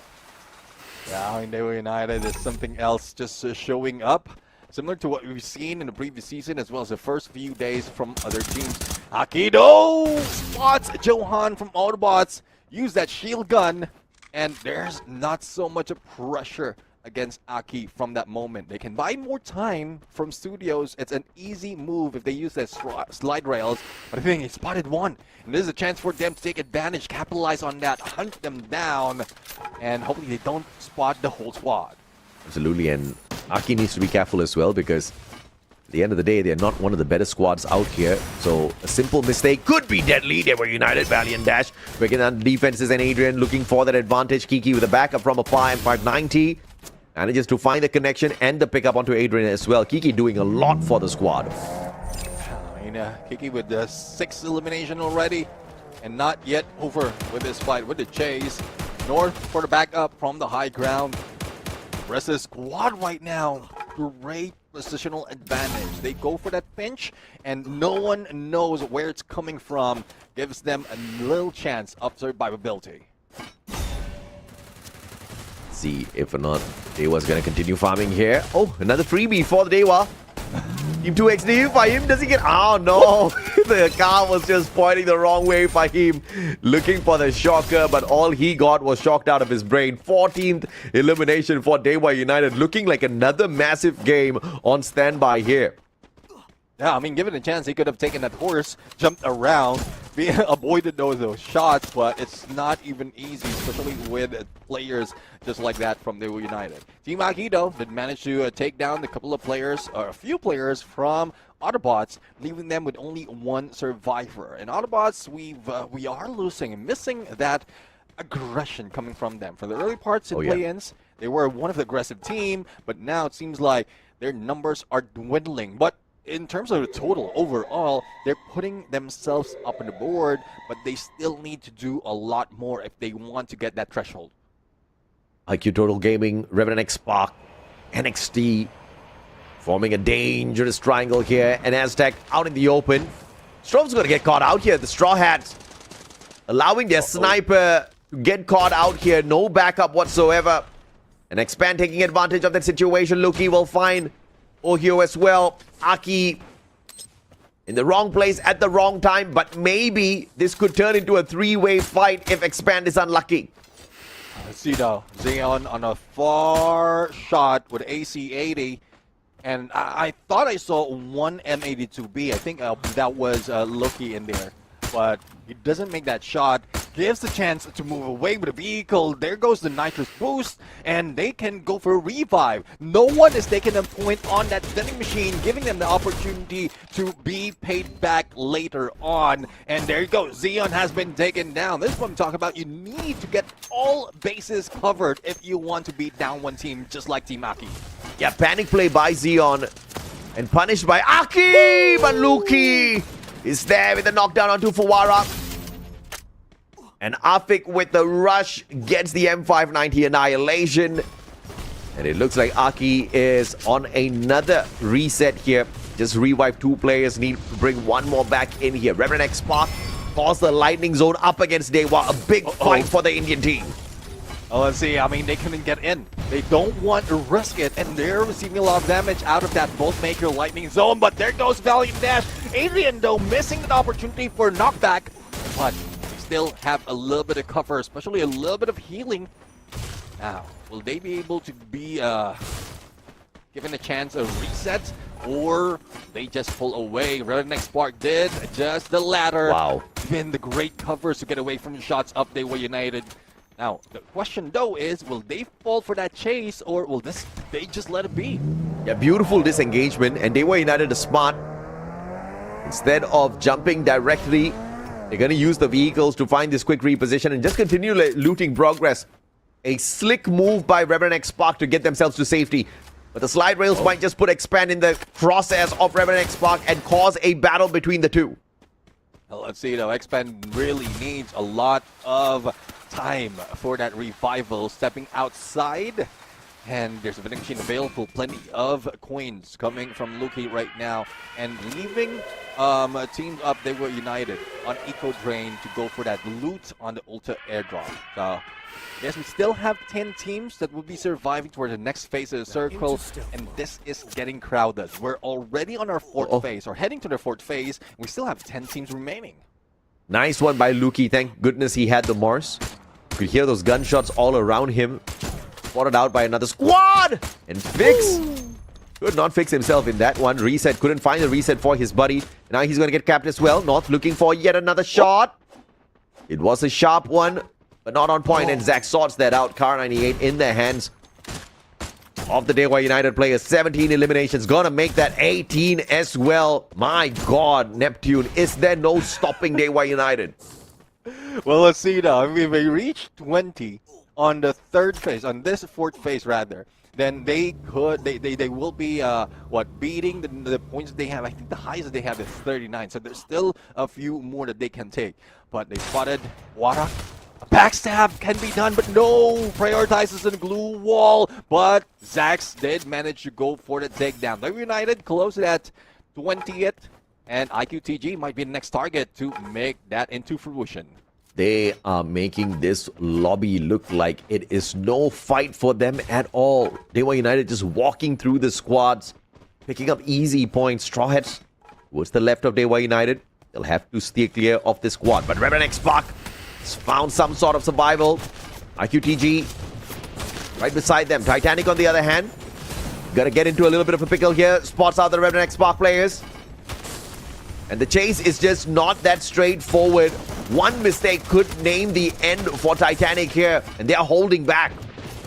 Well, let's see. I mean, they are not that confident in this fight. They don't want to make that mistake. So Titanic is just slowing down right now, and iQTG is given a chance to recover as well. Flank has been done by Expand, but outside blue, I don't think that is smart. And they now drop into the crosshairs of Straw Hats. And Dewa United slowly chasing them down. A steal might happen by Titanic. This time around, knocking in the doors, trying to beat down iQTG. But those glue walls is just very difficult to beat for the moment. iQTG too low down this top 12. They need to figure out how to scratch and claw their way towards the top, and they need to survive this battle up against Titanic right here, right now. Shanky at the door. Chinoy right in with the M79, but he blows himself up. Chinoy with the big mistake. 2 players down on the side of Titanic, but iQOO TG could not withstand this battle as Expand and Team 2XD hop on into the battle as well. A couple of players from Expand might be surprised. There goes a player from Titanic missing that shot against Waltz, and Waltz almost getting away. Now, that still leaves a couple of players not picked up, and Titanic once again, who might be caught off guard by a lot of teams guarding or seeing them lay down those glue walls. And Expand has been eliminated thanks to the best player on the snipes from Dewa United, Kiki. But in their sides, it is NXT who managed to take down the final player of Titanic. Down to 6 we go, and not so much of space to work with. Desperation play there by the Titanic player. Team 2XD is out for the count as well. Unfortunate that iQOO Total Gaming could not pull away a lot from this game, and therefore they'll still have to be on their toes. Titanic Esports were chasing to overtake them on the leaderboard. You also have teams like NXT and Straw Hats looking for their spot. So iQOO Total Gaming can't rest easy just yet. NXT is still alive and kicking. This is a big fight for them. They need to get as far as possible. And Heimu is saying, Roger that, Mustachio. VSK takes one out. Revenant XSpark now in a little bit of trouble. Heimu has the advantage, but Vincent with the M24 fights the first, fights the second, drops into the ground. I mean, he's just anticipating the rotation, the in and out from that boulder, and Hemil will be picked up. The good thing that Revenant XSpark is not putting that much of pressure, but Ash, though, still on the ground and will be taken out. So it's 3 players from NXT. The distraction that has been coming from high ground is one team that can bring down teams like Revenant XSpark. There you have it. We have 4 teams remaining. Dewa United, Autobotz still a full squad, but Dewa United is being triggered by Autobotz right now. Absolutely, man. Heimu knocks Kiki down to the ground, takes him out of the equation. NXT making big work here. But Kunal, Autobotz, he still has got the SVD in hand. Sabotages Sabo. NXT left with their final player. Dewa United up against Autobotz for the booyah in this game. And Autobotz showing that they're not too shabby at all. The Indian squad stepping up to Indonesia. Well, let's see now. Hey, need not to worry. They have the numbers. There goes FGL as well. But they were united. Perfect timing. Blue wall. But will they be able to survive North right now for a takedown? A payback and a trade happening, but Kunal and Mad God is trying to make this work, but Dewa United seems like they can win it. Venom those remaining, but there goes the shots from the other side, and this is left to a 1v1. 10 games played by Autobotz. What? And they don't get the booyah. NXT steals it away. Unbelievable performance. Autobotz 10 games in, still no booyah for them. And NXT, I was talking about how NXT was looking to chase Revenant XSpark, was looking to chase iQOO Total Gaming especially and overtake them on the leaderboard, Neptune, because of how close they are. And this squad made it work with the placement points this time round. Oh yeah, I'm loving the position they took as well on that high ground. A boulder that helps Heimu to take those shots, though he got knocked down, but he knows for a fact that there's a few players from their team who can go for quick pickup, especially with a time turner that has been used. Oh yeah, man. And he doesn't need to move at all. All he had to do on that final moment was wait, anticipate what's going to happen, count if there will be a lot of opponents. In the moment that he see that final player Venom, he just knows where to point, and he managed to take him down without sweating. Bro, Heimu was a monster in that final circle. He stayed away. He stayed hidden. With the VSK, he stole so many elimination points. The work was being done on the front end of the battlefield. But Heimu finished the war from right behind. They were not in the top 12 earlier. But with this game, they have guaranteed themselves a spot in the top 12 for now. There's 3 more games to go, Neptune. Yeah, I do agree. I mean, that's a huge jump, but Dewa United, another 30 bomber. And that's one thing. We don't see it often for the other teams who grab 20 points. Even if you get taken down, you still top the board. Dewa translates to gods, and they're definitely playing like gods of Free Fire right now. Ooh, yeah. And they are striking some fear in the hearts of some of these other squads who are looking to just steer clear of their way. But Autobotz stood in their way earlier on, taking the fight to them. But you know what? Autobotz did not get the big win. It was NXT Esports. From far away, Heimu took the big win. A majority of the eliminations for Heimu came through in that final circle with that VSK 23. He really has to be proud of himself. But can they remain consistent to keep themselves in the top 12? That's going to be a big question. And let's check out exactly where they are sitting on, because today's standings really puts NXT in a great spot as far as performance goes. Yeah, I do agree, and I'm loving how it is with today's standings. It's not just one team carrying the whole squad, like not carrying the whole team with a huge lead. Autobotz Esports slowly catching up. Team Hind is just on the back and forth right now, seconding Dewa United, and Revenant XSpark has been doing quite the same. But NXT moving that high, and even Titanic Esports with 40 points right now. Hopefully this is enough for them to really catch up, because they were so low before that start of the game.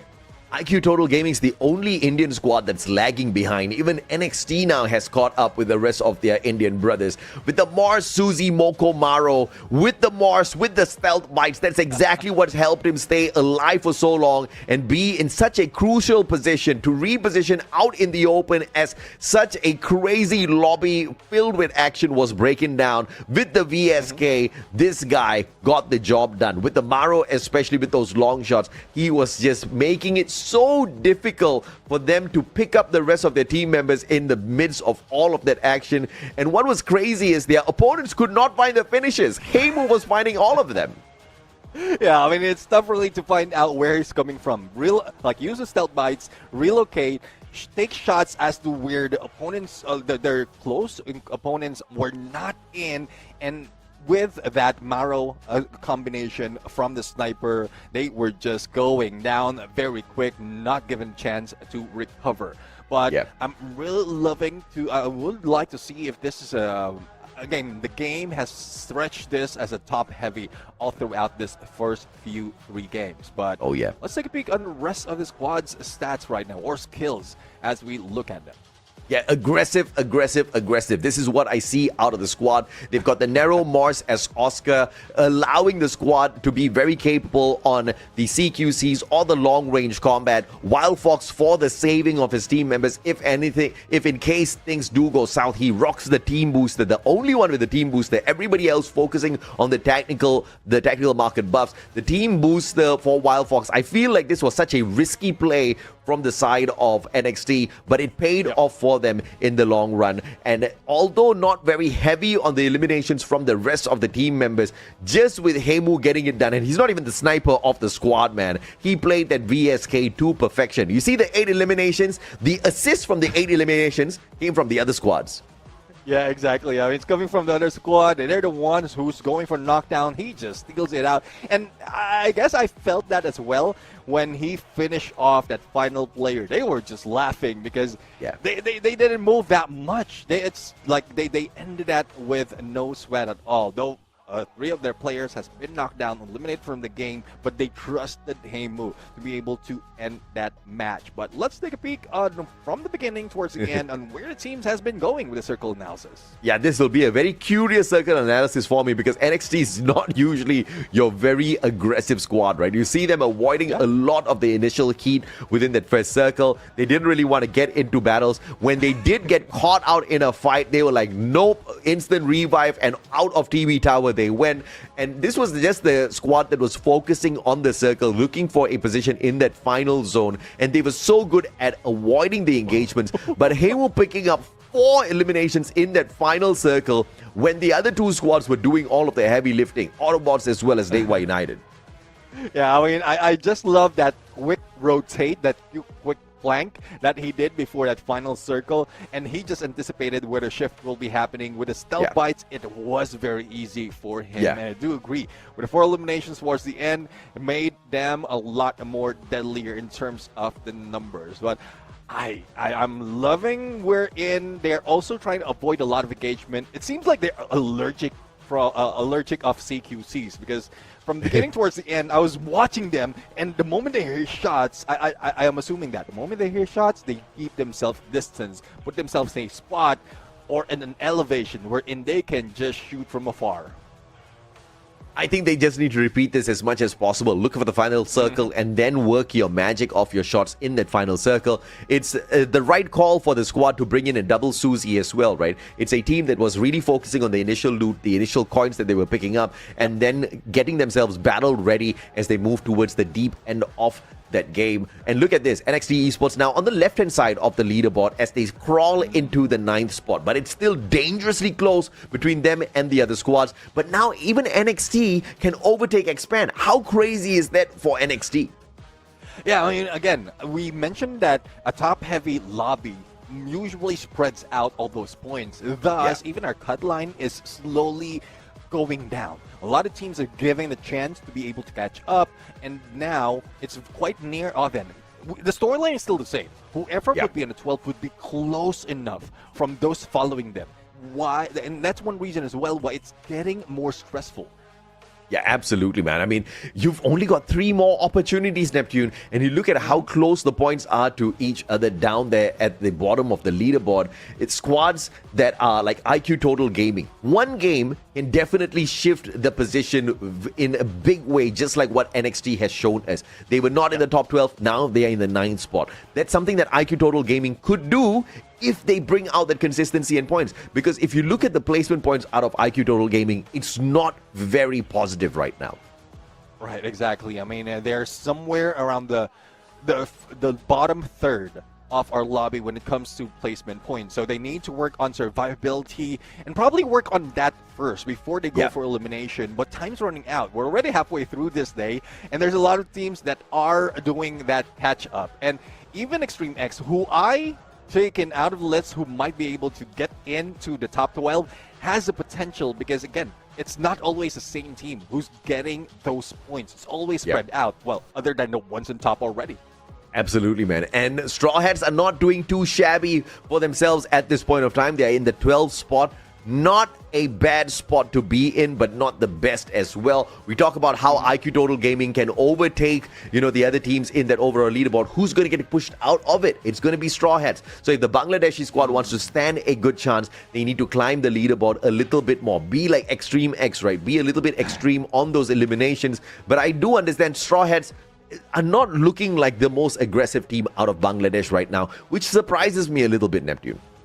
Yeah, I do agree because there's a lot of motivation coming from that region wherein it seems like they can go and do a lot of tactics to take for the advantage.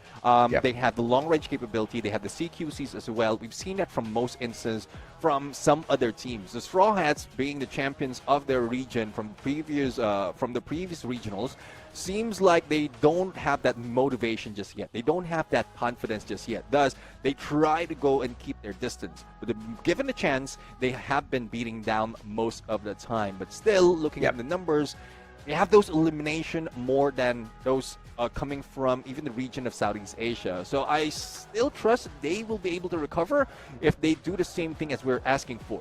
Go for that survivability with the placement points, then deal with elimination towards the end.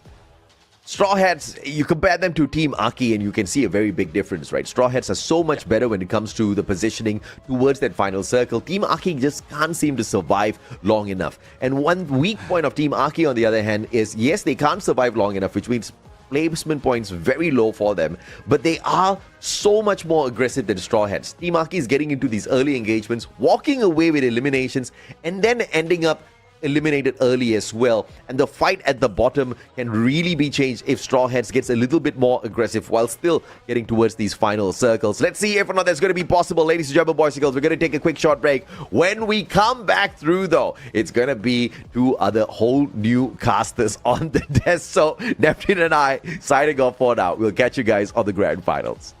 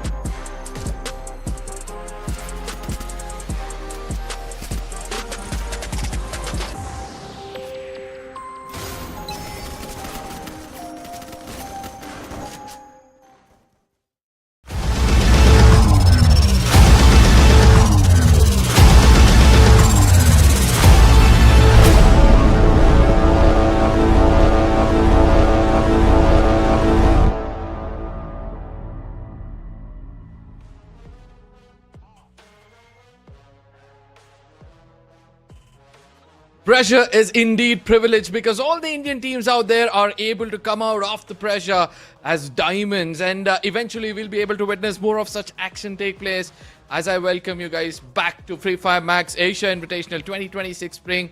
Myself, Orca, with me on the desk is gonna be Crips this time around, and the first few games seems to be going in either way, although we see that Dewa are still consistent with their 30s.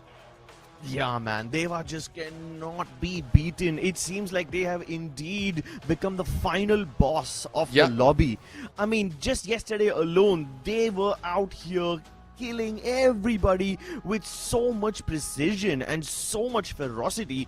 They overtook Team Hind with just 6 games, while teams like Godlike, Hind, all of these teams, they had been like, you know, just out there slaying it, giving it their all. Godlike had 12 games and they still couldn't get as many points as Dewa United. And I know Godlike are not playing today, but damn, they were really set the precedent yesterday. But today, I think they are aiming for something different. They already know they've qualified, they already know they've got this event in the bag, but now I think they will be aiming for the record. They want to set the world record for getting as many points in one play stage as possible. But they've only got 3 maps, and also let me remind you, the only team which was able to put them down in a 4v4 at the drop clash was Team Hind, and that itself is a big statement. They need to be prepared for Team Hind in the grand finals itself, because that's one other team who have not played most of their matches but still crossed that 150 pointer, and making sure they also here to make a statement that they are one of the best teams from the Indian regions. But let's not forget how Total Gaming is also able to recover, but at the same time I still feel like they have a lot more to bring on the table. Oh yeah, definitely. Total Gaming, it seems like they want to catch fire, but they're just feeling too cold. They want to go ahead and feel as much burnout as possible. Burnout by virtue of giving it their all, by virtue of playing their best Free Fire Max as possible. But it just seems like whenever they have the recipe to success, somebody turns the gas off. And they're just so few steps away from success. But hopefully they can redeem themselves in this particular map. Now, we all know that Total Gaming love going to Santa Catrina. Sometimes they even switch up their drop location. And they've said that they want to hot drop into its refinery. I guess when Godlike is not in the lobby, everybody wants a piece of refinery, yeah? NXT have always fought them in refinery, so that's not a surprise. But Team Hind coming over here, that was unexpected. Yeah, but I still feel like, you know, all of this is just deception. We have been seeing this, right? There's a new pattern which occurs altogether. Several other teams come up with a kind of a different approach, right? And yes, sometimes we have seen that teams tend towards getting those early eliminations, so they go to the drop locations which are visible on our screens. But at the same time, they have that divided 1v3 split or a 2v2 split so that they do not get washed off at the get-go. Yeah, the split drops are going to be super important. Keep in mind that Kalahari is one of those maps which doesn't have the highest number of eliminations. It's still a middle amount of elimination map on an average. So there is plenty of opportunities for you to escape and revive your teammates in case you find yourself in a teammate deficit. That being said though, we've seen teams fall into this trap even on the previous day. We had a lot of Bangladeshi teams yesterday who were just falling into this trap again and again and again. And I hope that all of these teams who keep on getting their revives and respawns back to back, they don't fall into this trap again. I think the only team that broke through this trap yesterday was Total Gaming, and that too was in a different map. I believe it was in Purgatory. They were running around reviving all their teammates, and generally whenever you fall into that kind of a trap situation, you never have the resources for the end game. You never have enough blue balls or enough launch pads because you've spent everything in just trying to revive your teammates, right? I think Total Gaming was the only team yesterday who managed to get out of that trap and still win a booyah despite having to go for so many revives. And I don't think any teams will get that same amount of luxury here in Kalahari. Absolutely. But again, at the same time, we also need to look at the successful teams who have walked away with the booyah. All the snipers have been the primary, point of interest to every single team out there. We saw how Hemu, the last man standing, was able to pull it off for NXT. We have also seen that Autobotz have also got their sniper to work things around with. So somewhere I feel like Total Gaming needs to work on how they're going to make Mafia survive until the end. And probably that is when we'll be able to see them do much better. But at the same time, it all comes down to how they're going to be playing the next map. It's going to be the map of Kalahari. Snipers are obviously going to give it a golden opportunity to pick up some frags. But at the same time, let's not forget the frontline assaulters for that opening, for somebody to stop Adrian, for somebody to stop Hashtag, for somebody to stop in those frontline assaulting is going to be a big challenge for all the other teams. I'm so glad that you brought up these frontline assaulters, because I've noticed a change in the frontline assaulting pattern of this one particular team, and that's Team Hind. In the Fire Max India Cup just a couple of weeks ago, we noticed that Team Hind love going for either 2-2 splits or 3-1 splits. Generally, their star fragger Shoto is slightly, and I mean slightly far away. When I say slightly, I mean like barely 30 to 40 meters in every fight. That's how far away he is from the rest of his team. Close enough to provide backup to his fallen teammates, or in case they're in trouble, he can just, shoot them back, or at least get the trade if nothing else.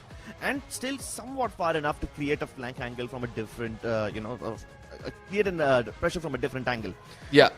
These days, I'm noticing that Team Hind are sticking together as a 4-man unit.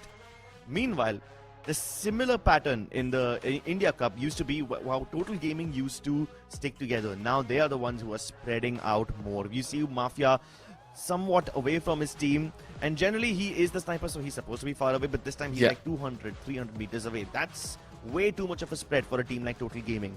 And I think both these teams, they've just like flipped their approach. Team Hind used to spread out a lot, now they stick together. Meanwhile, Total Gaming, they stick together. They spread out even though they were the ones who used to stick together. So I guess by entering this Asia Invitational lobby, the teams have started to adapt to the new playstyle, and for different teams, adaptation means something completely else. Now, let's see whether the adaptability is going to come for these teams on our screens, because we speak about our predictions, and now I feel like the Titanic has done enough. They've sunk enough, and it's time for them to break through the iceberg and pick up some points on the table, which they are actually capable of. They need to concentrate on those late games, and probably that is when we might see them successful. I'm going to go with Hind and 2XD, obviously, because one has got firepower and one has been the masters of survival until the very end. Whereas when I look at you, I feel like, you stick to the fan favorites, to be frank, because these three are the fan favorites for this tournament. Yes, I do stick to fan favorites to some extent, but I have taken a bit of a risk by putting Revenant XSpark at the very first spot. They have not been very successful in Kalahari in terms of getting Booyah. They end up getting decent amount of eliminations, almost 10 in every Kalahari game. They manage to get by hook or by crook, but they don't always manage to convert the Booyah in this map. So I think I've taken a bit of a risk by picking up Revenant XSpark as my literal first spot, because yes, I agree, my other two picks, Dewa United and Expand, they are pretty safe picks. I don't think I've taken any risk with that.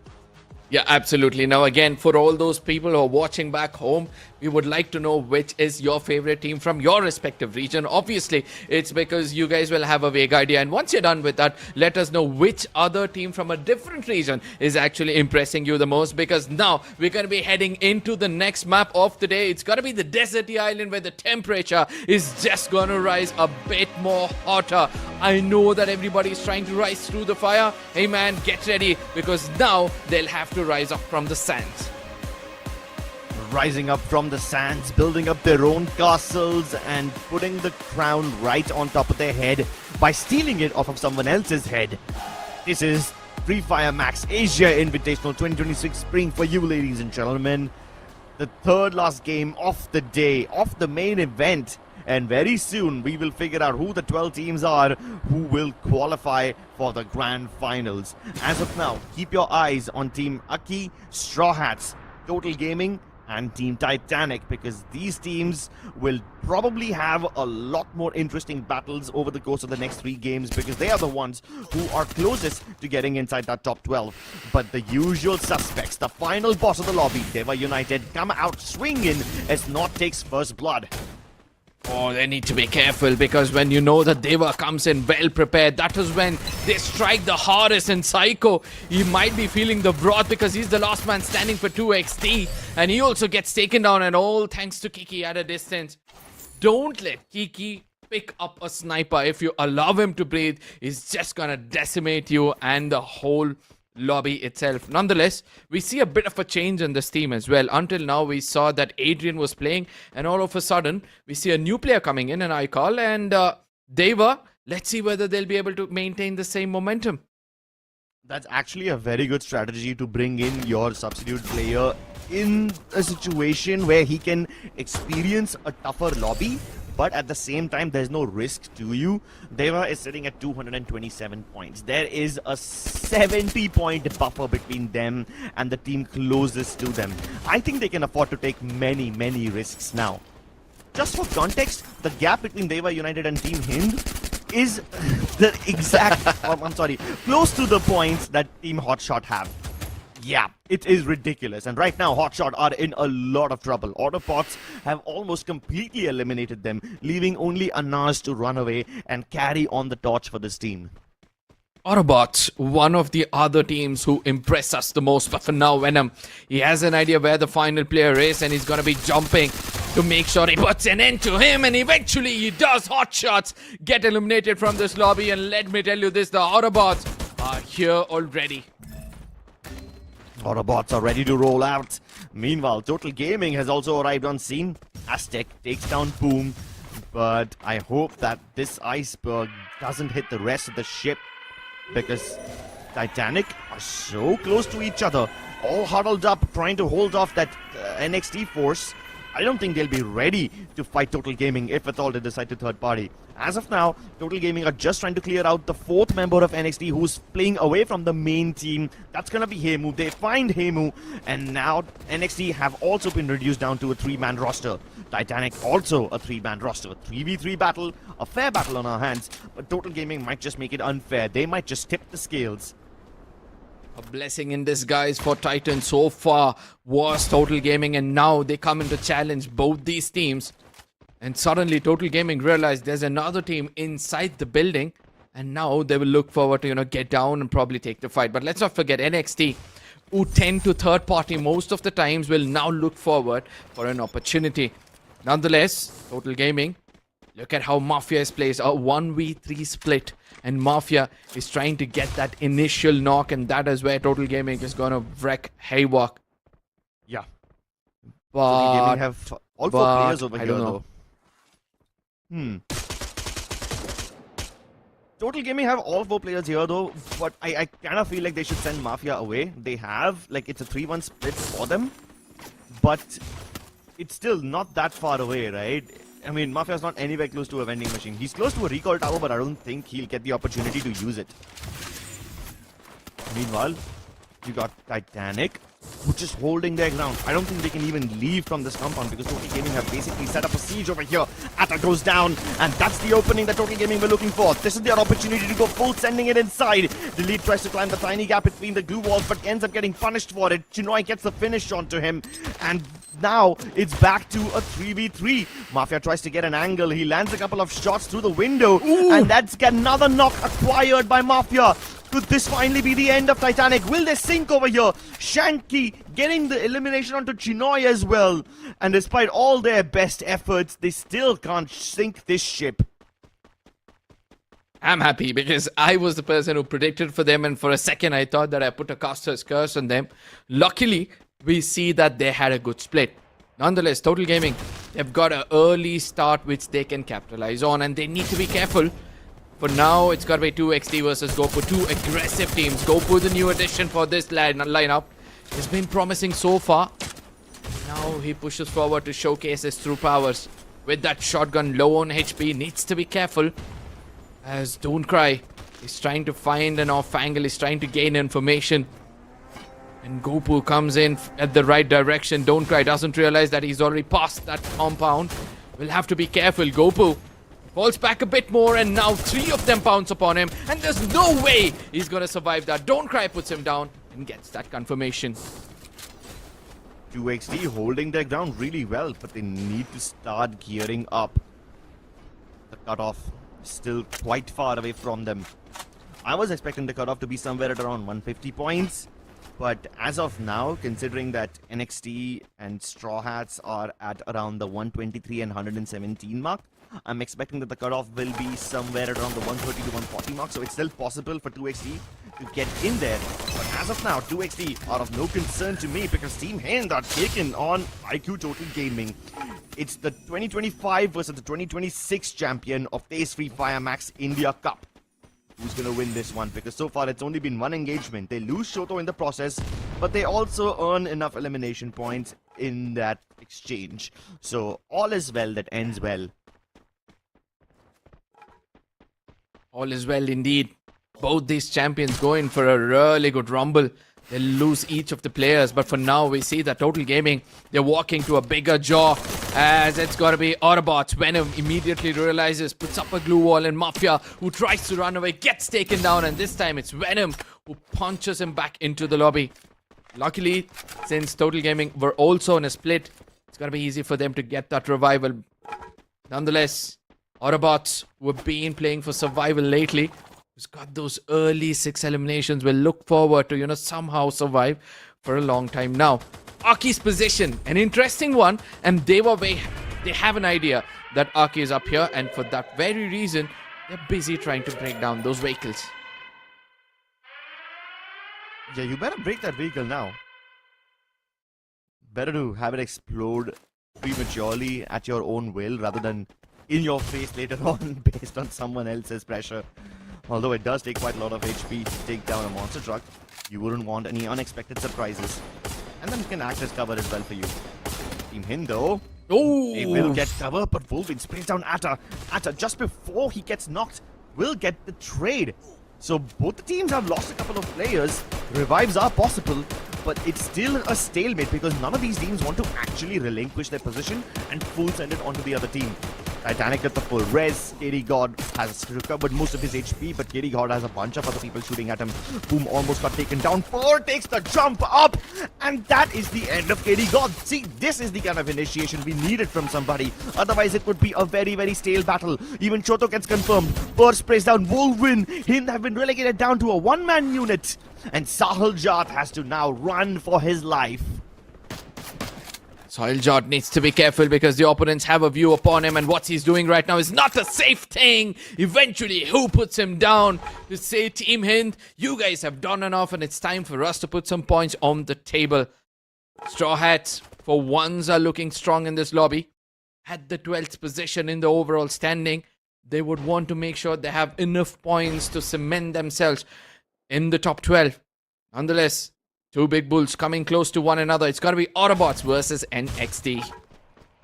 Yeah, but once again, this seems like one of those stalemate battles to me, Arka. Because NXT have split up, at least all 4 of their players are present in the vicinity.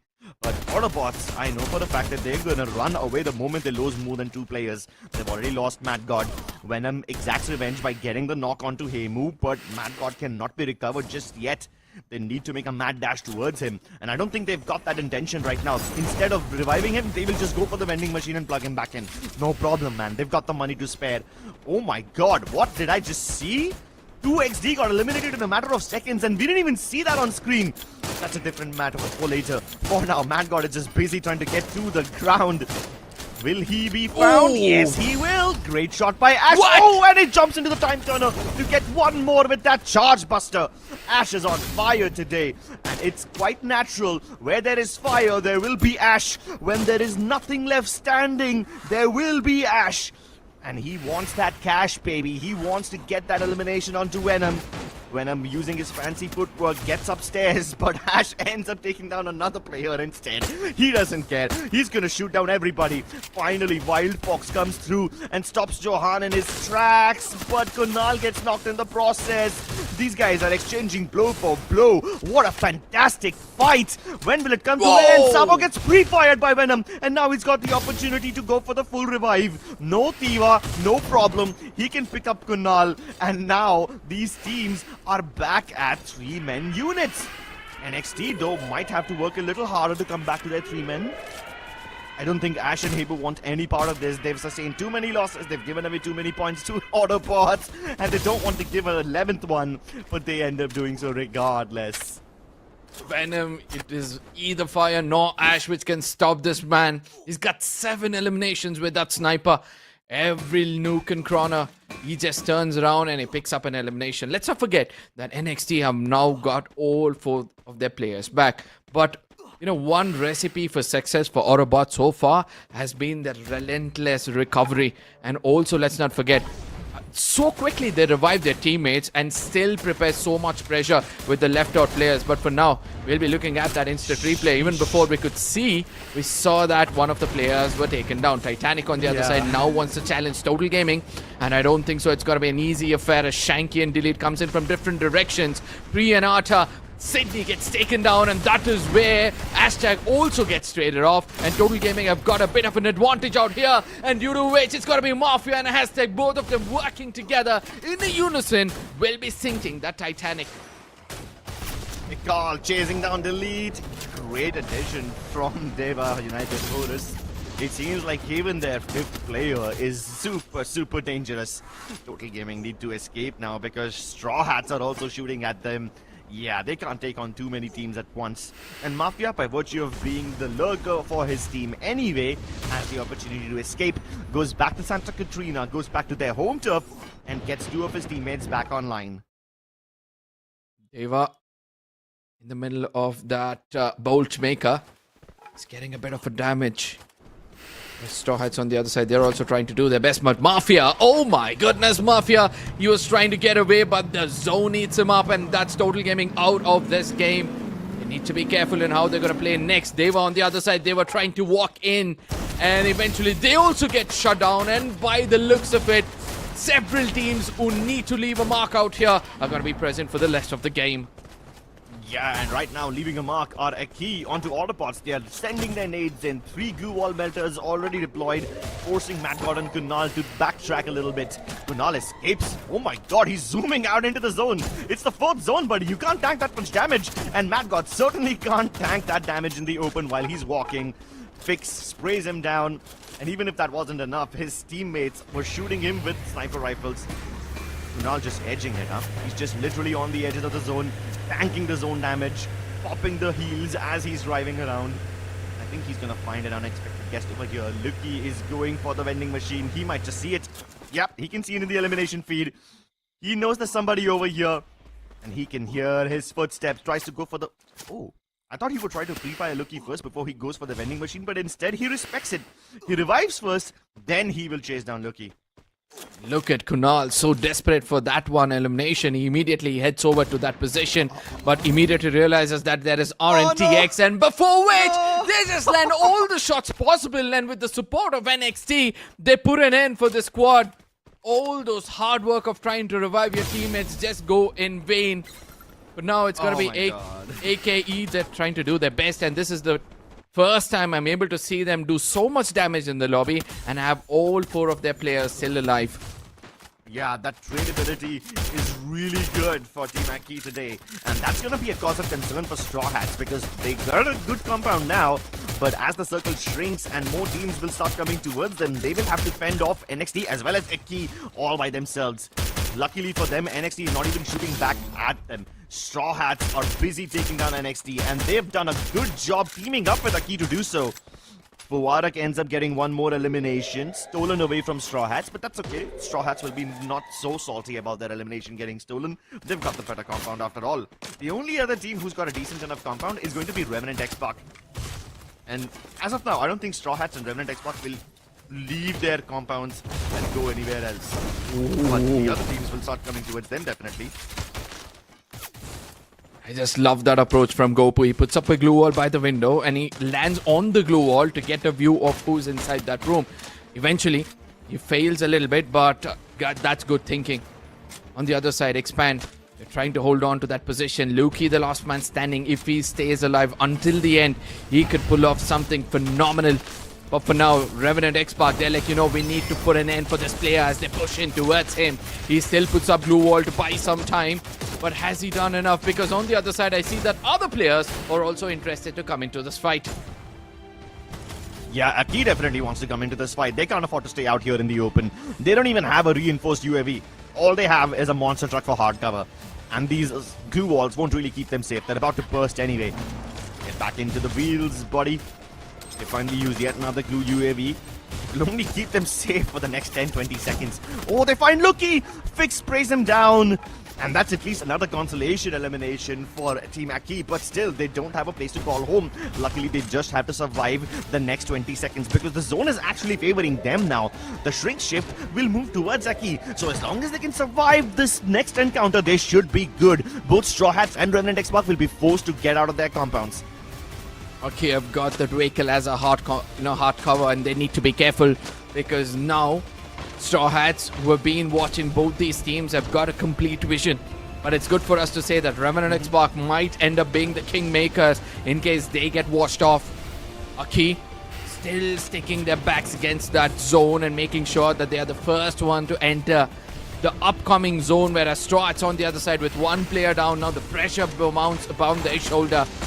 Revenant XSpark needs to be careful. Akkee have no clue where the opponents are, and now Straw Hats have come into a new position altogether, and they're getting taken on one after another because it's Revenant XSpark pouring bullets upon them. Pouring bullets, nades, and shrapnel all over them. Revenant XSpark have only one team that can threaten them. It's going to be Team Akkee. That's the only team that's got the high ground advantage over them. Nero Plushie gets destroyed instantly, and Akkee continue moving alongside the zone. Straw Hat race Revenant XSpark towards the center, and Akkee are holding their fire for the time being. They're waiting for one of these teams to get out into the open. They don't have any more throwables left, and that could be the only win condition that Straw Hats and Revenant XSpark have going for them. But the snipers in the hands of Warak and NJ Ohio will definitely keep things entertaining. Arsh and Gopu go towards the right side, just hugging the walls of the circle as they try to get the knocks. They do get shocked on his knees, but unfortunately he's been picked up already. Not enough pressure, so Straw Hats have a chance to recover. It's Akkee who need to be putting all this pressure, but they've literally run out of throwables, so they have nothing to break down these blue walls. And now they've used up their only Riptide Rhythm left, which means they won't be able to use it for at least another half a minute, unless they've got a Rocky or something equipped. Nades from X Divine deal quite a lot of damage onto Fix and Reset, but that is just a distraction. Look at Straw Hats though. They've taken the high ground already once again, Arka. Oh, it's important for Revenant XSpark to push these two to get into a fight. Akkee realized that Revenant XSpark are far away from their reach, and now that could be a breathing space. Suddenly they changed their mind, and now they're trying to push towards Revenant XSpark as they are healing themselves. And look at what happens on the other side. Straw Hats, who have healed themselves now, are trying to, buy as much time as possible. I don't think so it's going to be an easy one. Revenant XSpark needs to decide whom they're going to challenge first. And Akkee yet again goes in for a different rotation. Straw Hats as well. All these three teams are trying to avoid fights, but ultimately the zone is going to push them to the center. Yeah, but they're all just running circles around the zone, man. It's like they're going around the entire circle playing tag, playing a game of chase. But right now, finally, Akkee have chased down Revenant XSpark. They close the distance between them. Fix strikes first, takes down Vincent. Reason tries to go in for the jump shot, using even the grapple to get the advantage, but Arsh takes on NJ Ohio, and Revenant XSpark might just be able to survive this encounter. Akkee go down. Arsh comes through with the clutch, but now he's trapped in a 1v4 against the Straw Hats, and it looks like freedom will be theirs after all. Straw Hats will be able to claim their booyah unless Arsh can pull off a miracle, but he's just running for his dear life, and it's Nil who finds him. Straw Hat get the booyah. My goodness, the first of the booyahs for Straw Hats out here, and this could be the beginning of more to come. What a beautiful game that was for them, especially in the final circle. The way all these three teams were trying to get away from one another, I was like, okay, probably, they are trying to come into that statement, my enemy is my friend. But again, Straw Hats, they just make themselves in a position where they cannot allow Revenant XSpark to move further. And that is where we saw that the story was different. And the final moments on our screens, this is where Akkee, they realized that now they need to push, and Revenant XSpark, they did not have space to move around. Yeah, I think none of these teams had space to move around. And when I say around, they can't move into the circle. All they can do is just hug the edges and run circles around it. It's like they were playing a big game of chase. And finally, it took Team Akkee's initiation to actually close in the distance against Revenant XSpark. Otherwise, RNDX could have continued just running forward. Unless they ran out of blue walls or something, which is probably why they stopped over there. Regardless, if it wasn't for Akkee actually initiating that battle, we would have been locked in a stalemate indefinitely. Finally, Akkee and Revenant XSpark lock horns, which results in mutually assured destruction, and then Straw Hats swoop in to take the win. Straw Hats, a much needed booyah. With this, they might get a little bit of a push in the overall standing. They might come up a little bit, but this deal is still not done. They need to be consistent from here on, because it all comes down to those teams who have already got 30+ pointer in several other games. Straw Hats for now have got 28 points in total. Akkee on the other side, 2 points shy, but still they've got a good job. Autobotz, who tried to survive, they were more towards that eliminations, have got 17 for themselves. Expand yet again goes for 17, but look at the bottom of the table, Crips. That is where disappointments have started to show up. Yeah, unfortunately, towards the bottom of the table are many teams who we expected a lot from. Titanic Esports did so well in the previous game. What happened to them now? Down to 6 points. Even Team Hind, for that matter, they were in the top 3, and now they just get 2 points? That's unfortunate. Dewa United Horus humbled at 11 points, but then again, who needs points? Dewa United definitely don't. Total Gaming get only 12 points in this particular game, which is not enough to put them into the top 12. Pandora Stars still just 1 point ahead of them. But given the way things are going, I am kind of concerned about Pandora Stars. I think they will be left behind by iQOO Total Gaming and Titanic Esports. Now, also speak about that cutoff point, right? We were thinking of 130 or 140, initially thinking that Dewa United might continue their domination since they are unable to keep up that consistency. Now we are able to see that, the numbers are increasing. 123 is what we look at now, and we have still got 2 more games to go. And somewhere it might end up towards that 150, and that is where those teams who have already played those 12 games, like Pandora Stars, as you correctly pointed out, I still believe we can add Extreme X also in that, and they might get eliminated. But for now, this is the MVP of the game, Nil, with 7 eliminations, 2089 damage. That's as clinical as he could be. As clinical as you could be. And that damage number does not reflect the amount of eliminations he has. So he must have stolen a couple of them away from his opponents. And honestly, respect that. In this kind of a free Fire Max economy, you have to steal eliminations from everyone else. But since he's using the Nero along with the Tiva, Olivia and Nikita, it seems like he kind of wants to go for a little bit of everything. He's also got the Beeson equipped with no Alvaro.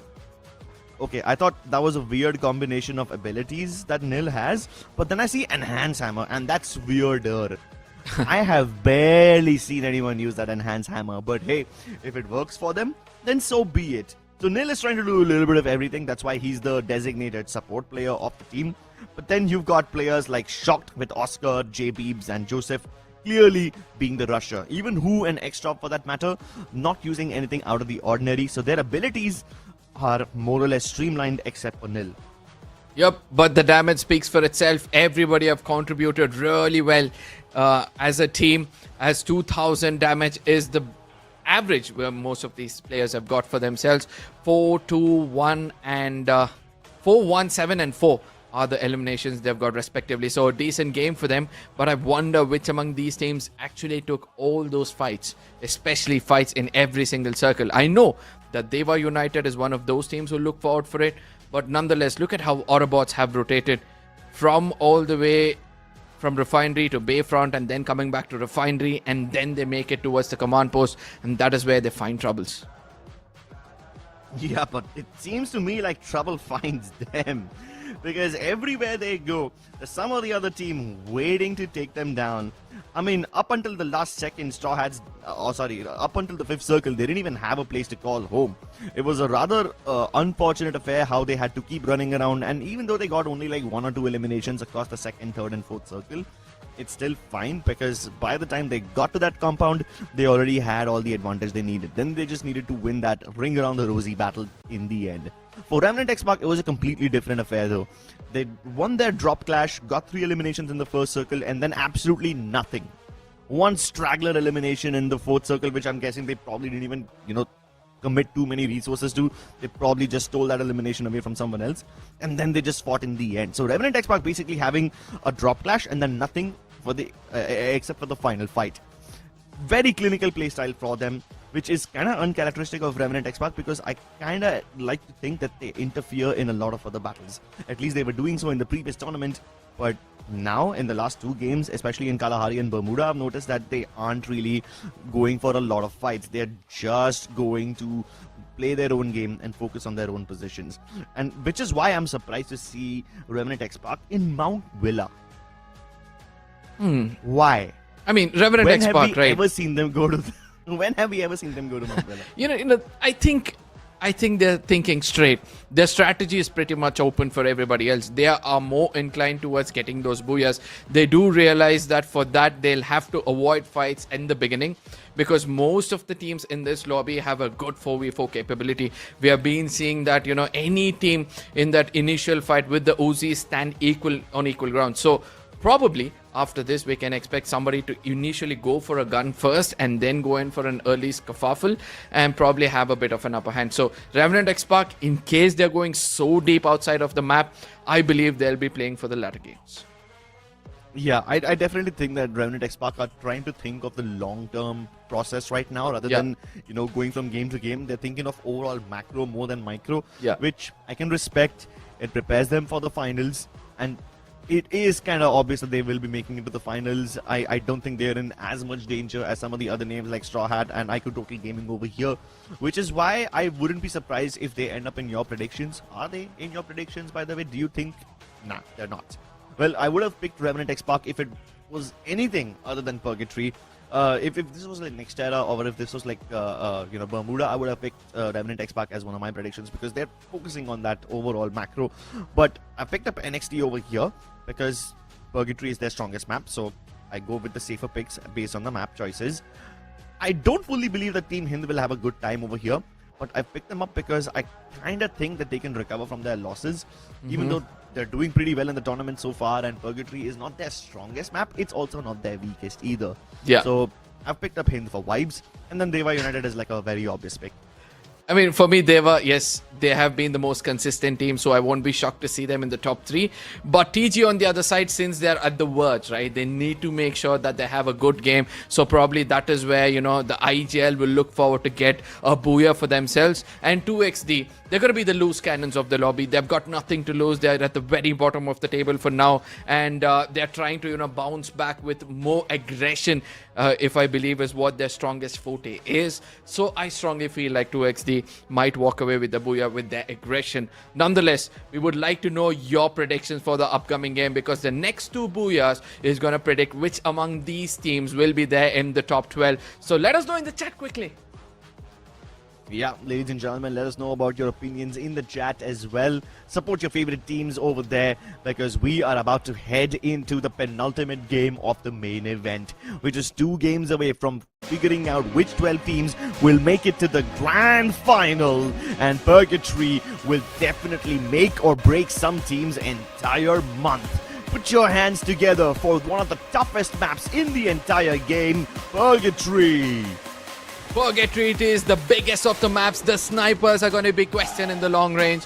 The short range frontline assaulters will also have to pick up at times, but nonetheless the flight path for now from Lumbermill towards the crossroads, giving every team an opportunity to go challenge each other at the drop location and eventually get some early elimination points. But now I don't see anybody challenging the side of Autobotz. 2XD as well are trying to stay away from the rest. Dewa kind of inclining towards that forge is a good approach if you ask me, but I see some shots over there, so probably it's Straw Hats trying to challenge Dewa. Straw Hats and Dewa, I don't think this is a good match.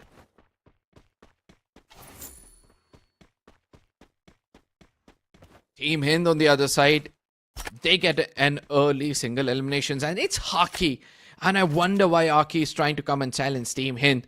And look at the clever ones, the jokers in the background. It's got to be NXT who come in and they want to have the final laugh. Wolverine got an opportunity. The MVP is trying to put some shots out there, but Akkee survives as they evade this fight. Whereas NXT on the other side, since they heard all those commotions, they're slowly trying to make it through, and with that comes Binoculars to get more information. Hotshots on the other side again on a receiving end of things as they try to challenge Total Gaming. This could be big troubles, and Mafia puts an end to the final player, and this is where Hotshots are going to be eliminated as the first team out of this game. But I strongly feel like Team Hind, needs to hold on to their horses. I know that, they are on the verge of qualifications, or rather I would say they've already cemented their qualification into the grand finals, but at the same time they're trying to experiment. They're trying to come in with a different approach to this game, and hopefully they do not get adapted to the new change, because everything is going right for them. But for now, NXT, so interested to take this fight, will be finding only one player close by in the name of Siljot. While Fox gets in closer, he gets information that two players are close by. It's Shoto and Wolvin. And they've got an opportunity. Binocular is being used, but at a distance. And this is where Wolvin comes in. A fair trade on both the sides. But I don't think so. It's got to be easy, as Wolvin now gets a recovery. And Team Hind getting more eliminations. This team gets much more stronger. On the other side, Kunal, he also gets an elimination. And this is a fight which is happening somewhere far away towards that campsite region. Johan needs to regroup with his team. Early 4 eliminations. And this is for the first time we see that Autobots are keen to go around and take fights. Straw Hats are ready to take on Dewa United. But again, it's a 2v2 battle for the time being. Dewa United don't have all their members over here. They use it in Atlas, and they figured out that even the other teammate, the other opponents they're facing are just a 2-man unit. IqOO has a nade explode in his face. Walks away for the time being, hoping to bait out more utility. And Straw Hats, knowing that they've dealt some damage, know that Dewa United will take a couple of steps back to heal. And that's their opportunity to take space. Oh my god, instantly the electrotherapy will be popped the moment they take a little instance of damage. Whoa. But it won't save them. IqOO gets inside, takes down Shocked. The Tiva Res coming through, and Shock has been picked back up. The revives are insane, and Shock manages to exact revenge. He takes down IqOO, and Kiki now, unfortunately, knocks Shocked back again. Poor guy got back up on his feet, only to be taken down once again. Dewa United dispatch of their threats within a matter of seconds. A change comes in for Dewa United, Horus, and now they're unable to cross that 15-pointer. And hopefully, in this game, they might be able to come up with a solution for this. On the other side, Titanic, look at the way they're rushing on Total Gaming. That shows that even they are desperate to get a booyah, and with that, some amount of eliminations to add on so that they also make it into the top 12, which is looking very hard if you ask me, because they've got 107, and the team at the 12th position has got 20 points more than them. Whew. Seems like Autobots are doing well for themselves now.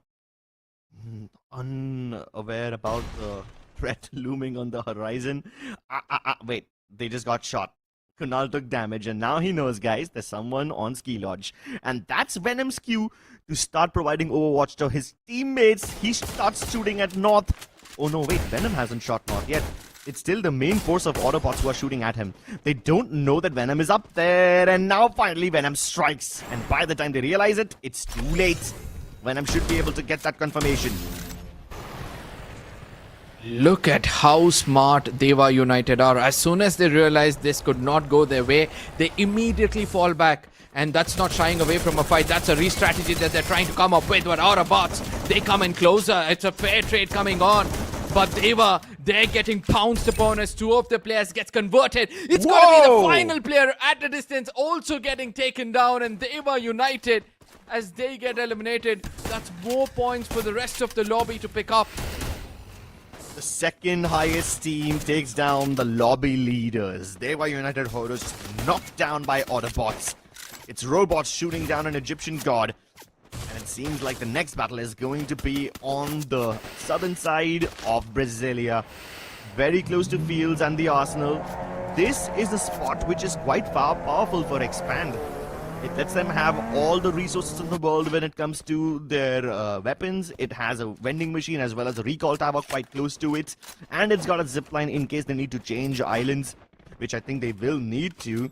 The circle has just moved, and let's see where it goes, because right now it's still somewhere across the 3 islands. But if it shifts towards the mainland, then teams like Team Hind and Akkee will have to go the longer way to rotate.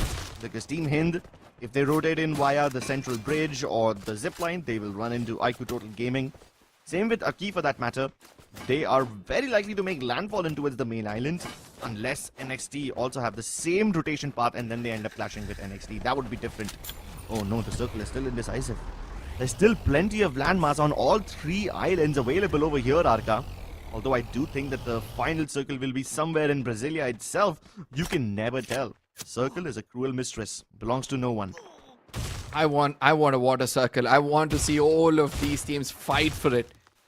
And I know that, those early rotators who get that shoreline, hard buildings, that is where, the team will have a great advantage. Nonetheless, it's Straw Hats who are starting to take down Titanic yet again. After losing nil, since they're sticking themselves to those vending machines, they'll be getting an easy revival. Titanic, they're trying to do their best as they push in towards this compound. They realize this fight is not going to go in the way of Straw Hats, who showing his backlines is now going to be caught up. 2 shots, missing 1. Atta in a great opportunity to put him down. Once again a stalemate. But this time, unfortunately, these teams can't just simply disengage. They both have to get into the zone. And right now, it's only the second circle, so it doesn't bother them much. It can only tickle them. The moment this hits 3 out of 8, the moment the next circle pops, the damage will be too much to bear. And at that point, you will have to start wrapping up this fight as quickly as possible. Pearl gets taken down. This could be Straw Hat's cue to go inside, but the moment they try to close in the distance, Booms takes down Who. And that's amazing. Back down to a 3v3. Shocked has a lovely angle, and Titanic know that they need to be wary of this one. They've got Chinoy looking towards Shocked and hoping that nobody else is going for the flank. Lands the shot onto Atta once again. 109 onto Per. Oh, he's just dealing damage, man. He still can't get the elimination just yet. And even if he gets the elimination, I'm pretty sure someone on the other on Titanic has the Dewa equipped. They should be able to get the res back. Titanic fall back. Good. Yeah.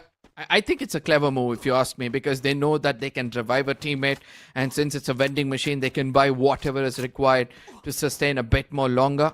With Straw Hats under pressure of the zone, now they'll have to fall back inside the circle. Whereas now we see that Autobotz and Team Hind are trying to come close to one another, whereas Fahim has already built pressure on Autobotz, and this could not go their way. Autobotz once again find themselves at the mercy of Team Hind. They get the res onto Madcot, but it's in no use. Shoto and Sahil Jot invade that time turner instantly. Team Hind are merciless today. They wipe out most of Autobotz already, and they just want to see where Venom is now. Oh, they find him. I just spoke about him, and Sahil Jot destroys him with the Winchester, leaving it all in the capable hands of Kunal. Mafia, one of those players well known for his sniper skills, is now being held back a little. For sure, Total Gaming will look forward to get a booyah in this game. They've got a really good control of this circle and a hard compound for themselves. And guess what? Now they're busy trying to pick up as many information as possible, looking around to see where the teams are coming in from. Revenant XSpark on the other side. It's Vincent, one of those snipers you need to watch out for in this lobby. Looking forward to take down at least one player as they make it inside the circle. Yeah, but do actually have plenty of space to make it into the circle. They can roam around the circle's edge on the northern side and enter the more urban area of Brasilia. That being said, though, they will be forced to relinquish that area soon enough, because the circle will most likely end up in the open. Total Gaming have the double house right there. That cluster, which Team Hind are also eyeing, will be contested later on as we shift towards the 5th circle. But for the next 4.5 minutes, Total Gaming should be safe. Titanic, on the other hand, I don't think they have anything to worry about just yet. NXT are on the beach. They can stay there as long as there's no other team on another island. So NXT can stay out in the open, but I don't think they want to contest the urban areas just yet. They will have to use way too many grenades to enter the house, and I don't think NXT have that many resources already. Okay, on the other side, they realize that NXT is trying to traverse around this region, and Ohio gives that opening. Nonetheless, it's Pom who gets taken down, and Titanic will now have to be careful. Again, going back to the context of NXT, we see that Akkee and NXT are kind of interested with one another, but Pom on the other side, he sees some pixels. He's trying to connect those shots. He does hit someone, but not good enough to knock down a player. Yeah, and unfortunately for this entire circle, until we get to the 5th circle, these teams will be locked in long-range knock battles, which will probably not result in a lot of eliminations. And if a team does lose a couple of players, I think they will be completely eliminated only if they don't find a good house for themselves. And right now, those teams seem to be Expand and Autobotz. You can see Johan, he's still holding the dockyard near the southern island, but his teammates are getting shot down by Wolvin and Shoto. Team Hind are literally going out of their way, out of their zone to gatekeep the 2 remaining members of Autobotz Esports. Unknowingly, Johan is not anywhere close to them. But as I say that, Johan is about to get jumped by Expand.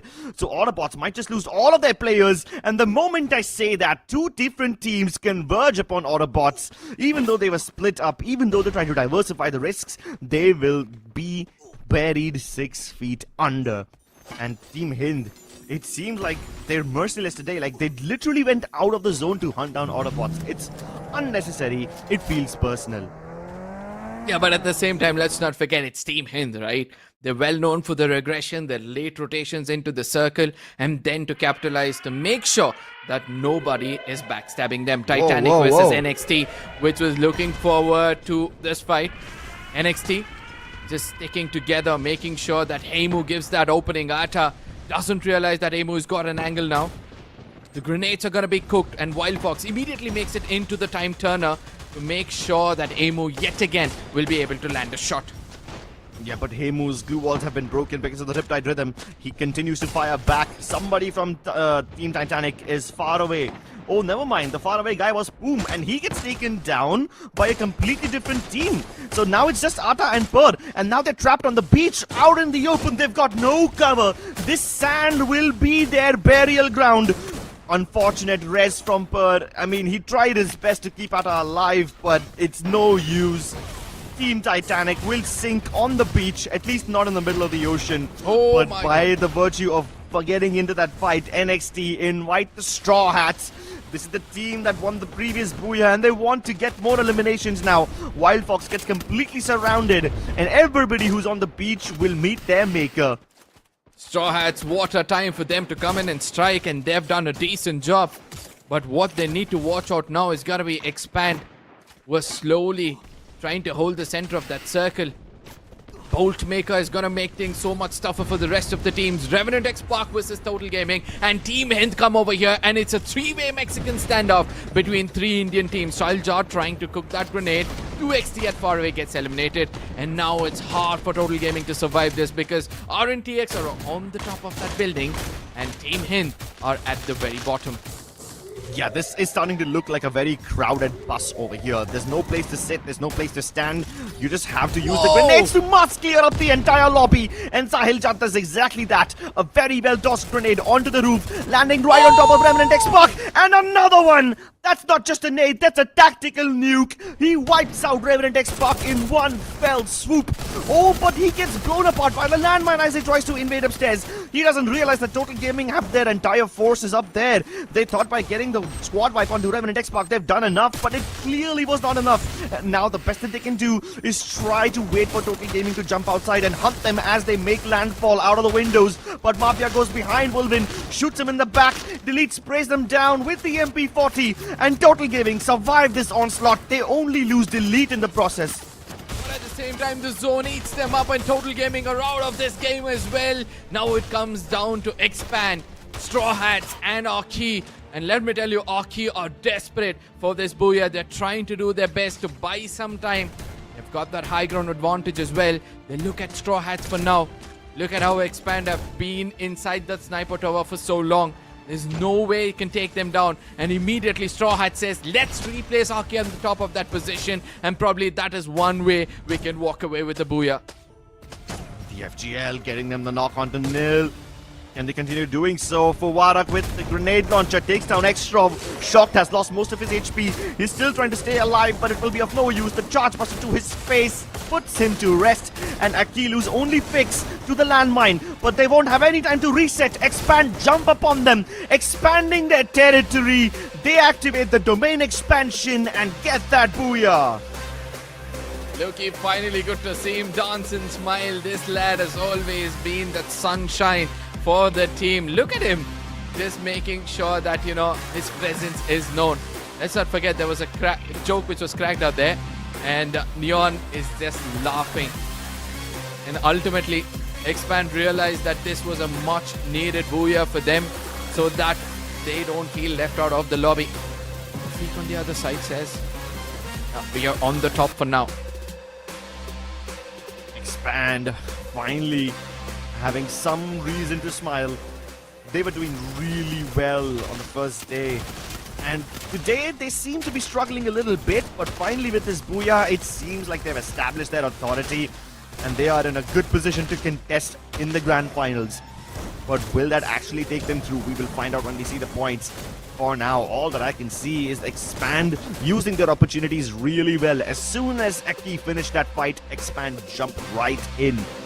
And you know that Akkee are known to use that electrotherapy, so they can reset pretty quickly. They have multiple Tivas equipped as well, so Expand know that they cannot allow Akkee any time to reset, and they jump in when the moment is right. They strike when the iron is hot, and they get this booyah. Expand so happy with the performance, and with this probably Expand have also got that golden ticket into the grand finals. And I wonder how many teams are left out and who's fighting the hardest to make it into the grand finals. For now, in this game standing, we see Expand with 23 points, obviously at the very tippity top, but Team Hind, the mere domination of getting those eliminations is going to put them at the second position, and they've got 22 points for themselves. 22 points is pretty respectable for Team Hind. Expand also, with only 11 eliminations, get up to 23. Akkee, regardless of the difficult situation that they were stuck in, they only get 8 eliminations. I feel like they've been fighting way too much to get only 8 eliminations. Total Gaming, once again, keeping up the consistency, this time getting 16. And even Straw Hats doing a very good job in the last few games of the day as they continue to get 10 plus points every game. 16 for them once again this time. Does that put them in the safe zone? I bet it does. Look at the top 12 now. Total Gaming have overtaken Pandora Stars, so this should be the end of the journey for them. Titanic Esports still in a bit of danger. One more game to go, and they need to make a big leap to get inside the top 12. GG Instinct, yeah, they've got no chance. However, Team 2XD and Hotshot Esports having less than 100 points, it seems like the opportunity is slipping away from them, and there is nothing they can do about it. Total Gaming, Extreme X, Revenant XSpark, they seem to be safe for now. Unless somehow Titanic Esports make such a big jump that they end up overtaking Extreme X, I think they should qualify regardless of whatever iQOO Total Gaming have to throw at them. Yeah, absolutely. But for now, I think it's good for us to say that Extreme X points is the cutoff, 139 points. Because if anybody tries to overtake them, then and only then will they be able to make it into the top 12. But let's not forget that we have still got Titanic, who need at least 25 points, if I'm not wrong. But for which we'll be looking at the MVP of this game. It's got to be Zion, 77. Who's got 5 eliminations for 1,882 damage. Was clinical with that Alok, which I don't see being used lately. Yeah, I don't see them using it very often. I was praising Akkee's ability to heal themselves and reset after fights very quickly. Well, there's only one way you can beat a team that heals that fast. You equip Alok, bro. You equip Alok. I'm pretty sure that Alok is not the only healing ability they have. I'm pretty sure they've got an electrotherapy over there as well somewhere. So we will find that out in a couple of moments. But for now, using Alok and Joseph, it makes you the most self-sustaining player in the lobby. The only thing that would make you slightly more dangerous is if your teammates have repositioning abilities, and that's exactly what they do. Look at that. They've got the Oscar and the Morse. And Luki, he uses the Morse as a survival tool rather than an aggressive tool. So he can reposition and get angles onto opponents very quickly. Watts, he's the only person in the team who actually plays aggressively. The captain of the team leading from the front. Meanwhile, you've got Afik and Zion basically acting like super healers for the team. They activate that Cassie's electrotherapy as soon as Waltz takes a little bit of damage. And look at that, Afik. I mean, I don't know why he's called himself a Russia. He should definitely be support. With only 430 damage and 0 eliminations, Afik does the valiant job of keeping Volts and Lucky self-sustained and healthy. I guess this is the composition we might see of Expand when it comes to them activating the champion rush and looking forward for a booyah, because this makes sure that this team tries for survival, tries their best to hold the center of the circle, especially in the final ones, and get a booyah for themselves. Let's not forget that Akkee as well was one of those teams who tried to come into those shorelines, even though I was kind of disappointed that the final circle was not in the waters. It was no less than an entertainment. Yeah, but the only team who's traveled more than Akkee is going to be the Booyah Baggers Expand, because they started in campsite, went all the way up towards Moat House, then went towards the western island, and then went towards the southern island as well. They stayed near the beach for so long. They literally stepped foot on all 3 islands of Purgatory, roaming around the outskirts of the map, trying to get the best insertion point possible, which has the least resistance. And even at the beach, you saw teams like NXT getting wiped out. You saw teams like Straw Hat struggling over there on the beach. Guess who stepped onto the beach but did not struggle? It was Expand, because they timed their entry into the circle so well. Yeah, absolutely. And this also shows that how teams are trying to avoid fights after the first circle. There's barely any fights which took place in the second or third one, though it was nil, and again coming back to the fourth, they were forced due to the circle, and probably we can expect a same kind of an outcome in the final map as well, because most of these teams have now realized they have qualified and they'll try to train themselves to get a booyah, so that becomes easier for them in the grand finals. And this champion rush condition, the kind of mindset it is trying to bring out for all these players, it's just phenomenal. You need to shift from being aggressive and suddenly to being defensive. Exactly, and this ability will also be tested tomorrow in the champion rush condition. Your ability to adapt will be tested, and this time the ability tester only limits itself to the map.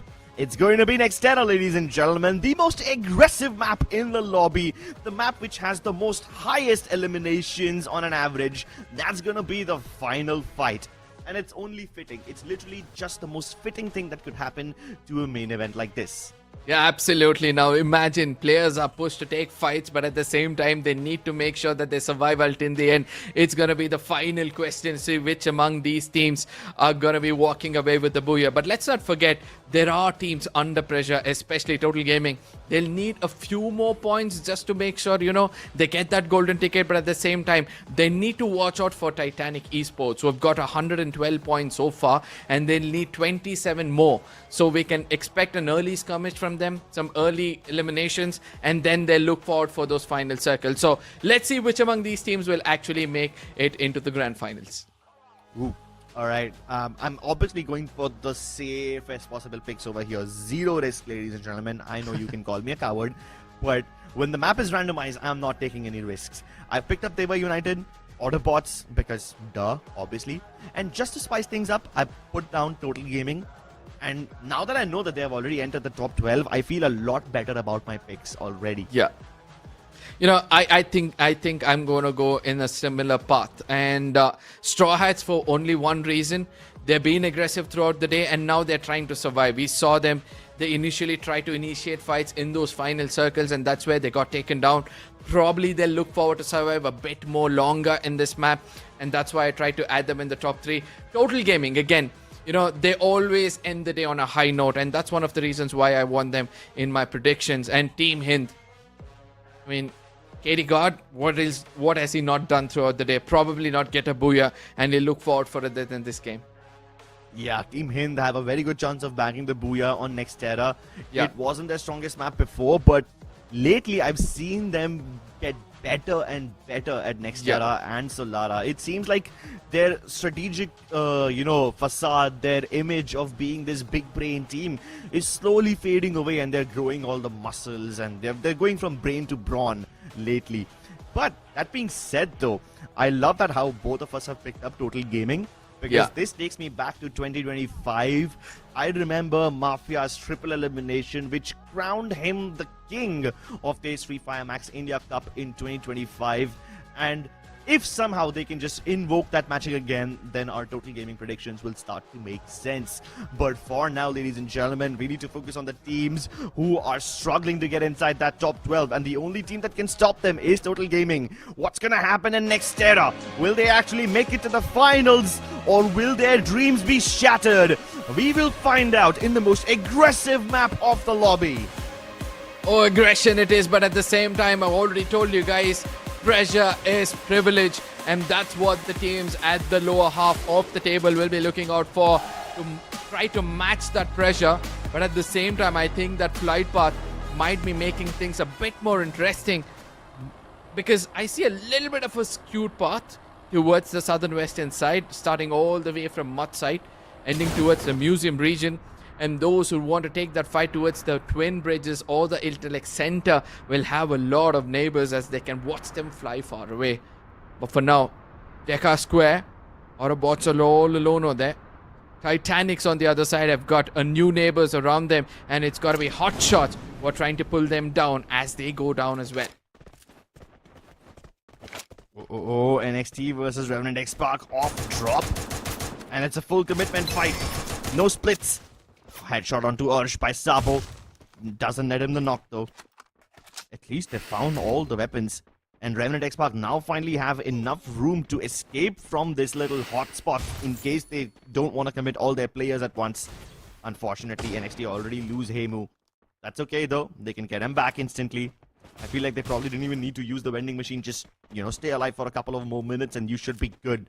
So while Revenant XSpark and NXT are fighting each other over here, you've also got another fight brewing between Team Hind and iQOO Total Gaming. So all the Indian teams basically going aggressive right from the get-go. But they need to be careful. If they're not playing for Booyah, probably the mindset tomorrow coming in for the grand finals might be a little bit different. I know I'm speaking about the champions who have already proven us that it's not about the mindset, it's about the intent. But it all comes down to how you start the grand finals itself.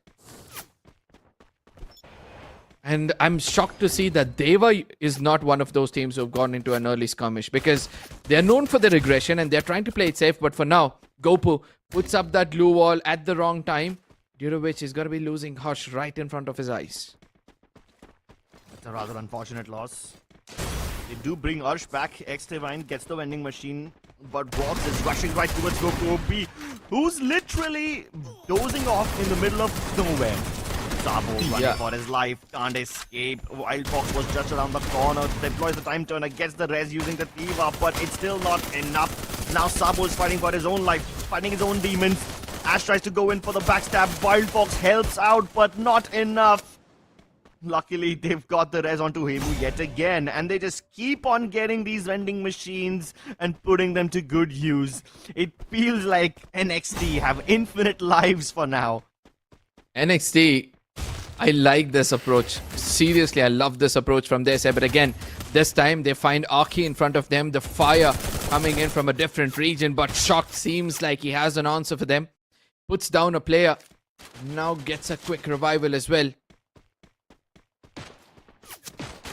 Gonna be Shocked who's trying to fall back. Straw Hats need to be careful. But at the same time, there's another fight. Shock puts down another player, and things are looking really good for Straw Hats. Yep, Straw Hats with 7 eliminations are on the way up. Still need to do a lot more though. Team Hind also following close behind them with 6 eliminations only.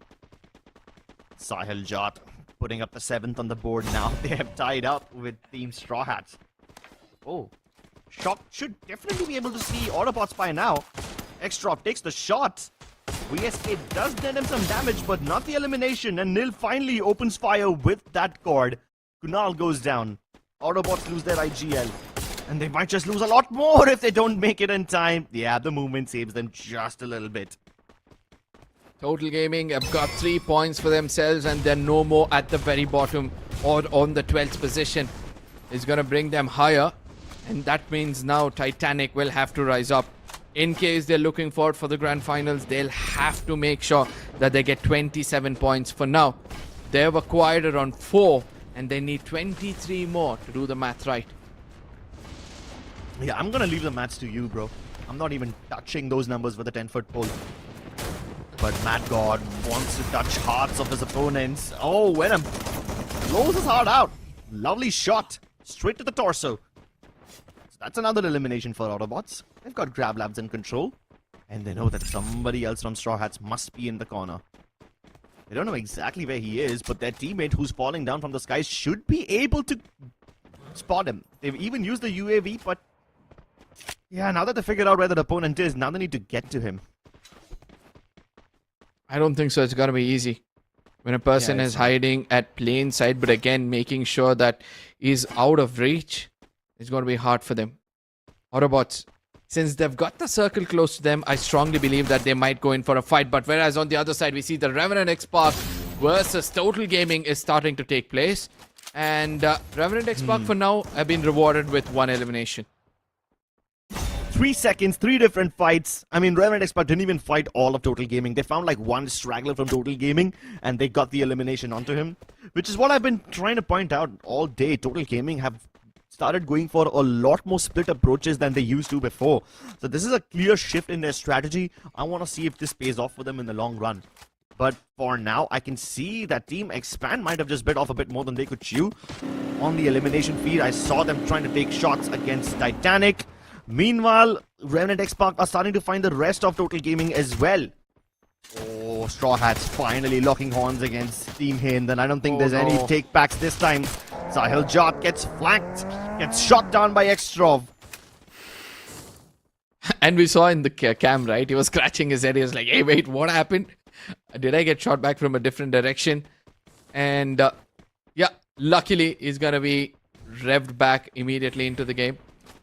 Whereas we can see, right, Straw Hats, Team and Autobotz, these are the teams who are trying to be as aggressive as possible. But at the same time, we see that Titanic are slowly putting points on the table, are slowly trying to be as composed as possible. This ship needs to be careful in case they want to sail over to the grand finals. But Autobotz for now are trying to push in against Straw Hats, where we see that Mad God is taking a stroll on his horse. Yeah. He wants to take his house to that Old Town Road. And he's going to shoot his opponents till he can't no more. Good one. I can see this battle brewing, but like, it's not started. And my ADHD brain is just impatient. Finally, Xtrov begins this battle. Takes down Johan. What? Can Johan be rezzed? They've deployed the UAVs already. They're trying to get the res, but Mad God tries to provide cover. Dashes into Who's crosshairs, and that's Thompson doing a lot of damage. Oh no. Autobots might just be coming to an end over here. Venom does get the knock onto Who, but he needs to escape. He gallops onto his horse. He tries to ride off into the sunset. Wait! Who's that savior? How did he get... Oh no! No. That was way too early. I don't know how come he survived that, and who was the player who tried to come in as a blessing in disguise. Yes, it was Team Hind, but what they were trying to do is try to snatch away that elimination. And eventually Team Hind, once they realize that now they've got an opportunity, they pounce upon the weakling, as it's going to be Stroh trying to run away from this position. Team Hind, they've got 10 eliminations. They're looking aggressive. I was expecting them to play a little bit safer so that they can play for champion rush, but it seems like they want a champion mindset. They want an aggressive mindset walking into the first game tomorrow. Yeah, they want to rack up as many eliminations as possible. Look at that. They've got the hit list equipped as well. Straw Hats down to the last 2 members. One of them is going to die over here. Extra in the open. No, man. That is like the worst position to be in. You do not want a watery, shallow grave. But guess what? That is where he's going to end himself, in the waters. But again, it's not the Ganges. As we get back into the game. His death won't absolve his sins. But again, coming back into this game, Titanic, they're doing good. They've got 8 eliminations. They've got a bolt maker to stop them for now. They need to get away from this position. Where is the other player?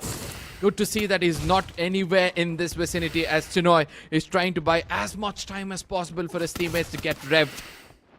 And look at how Total Gaming is literally guarding that vending machine. Yeah. And that's the only way Total Gaming can rack up elimination points right now. You guard that vending machine even if you have to stay outside the zone for it. The revival points are also closing in pretty soon, so yeah, after this point, you will only have vending machines available. But that being said though, Revenant XSpark have sent X-Divine on a reconnaissance mission. He's just using that vehicle to scout out as many compounds as possible ahead. They've sent the UAV also just to go a little bit towards Mortar Ruins, hoping to discover where iQOO Total Gaming are, but I think they found them, and they found them the hard way. No. Ash, he's able to at least get one knock before he gets eliminated. Shanky taken down. Delete also on his knees.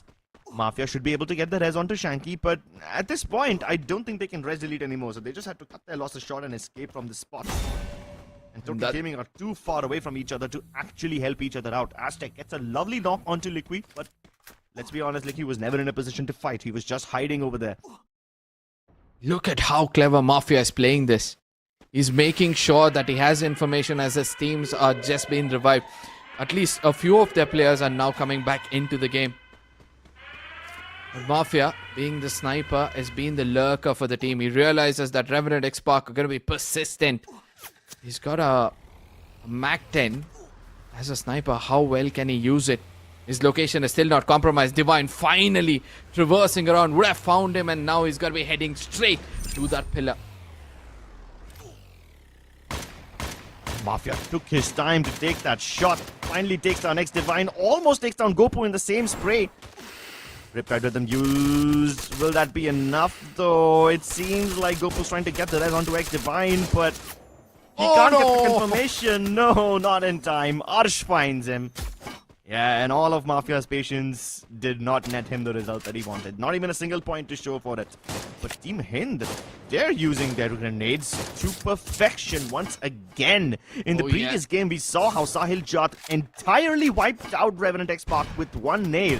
And this time, he's using that power against Team Hotshot. But action is the savior. The M249 and the Trogon keeps his team alive. And the Team Hind is out. This is where Total Gaming heard that commotion, and now they want to enter the boxing ring to see whether they can land some shots. Action puts up a glue wall, but the Riptide Rhythm comes in on time, but Action was clever enough. He puts another one for safety as he gets a revival. But is it enough as Leopio is being taken down? And the last man standing for this team is trying to buy as much time as possible as he also gets taken down. His teammate is going to be mid-air trying to find the nearest vending machine. Oh my god. Expand. They've got Revenant XSpark in the open. Great shot by Xeon. Quick scopes onto Vincent. Ursh goes in for the quick res, but he can only get X-Divine up. It's too much. Team Revenant XSpark can't out-heal this. Xeon and Ash make quick work of them. Titanic still survives, and that is where my eyes are. They've got all 4 players up and kicking. They've got 10 points in their hand. They need 5 more, and then all of those placement points they can put up. Whereas NXT trying to be as aggressive as possible. Whereas far away we see that Total Gaming are involved in another fight altogether. This time it's Expand. Shanky comes in closer to take down Affik, and he'll be doing it with no problem whatsoever. But from a distance, there's another player putting him down. It's gonna be Ashu, who doesn't realize that Mafia has got an angle on him. Very low on HP, and the Bolt Maker is going to do more damage. Mafia immediately falls back because he realizes now it's important for him to go in for the revival. Yeah, but Hasuex also needs to go for the revive. He doesn't have any means of doing so. And Mafia only has enough money for Aztec. Picks him back up.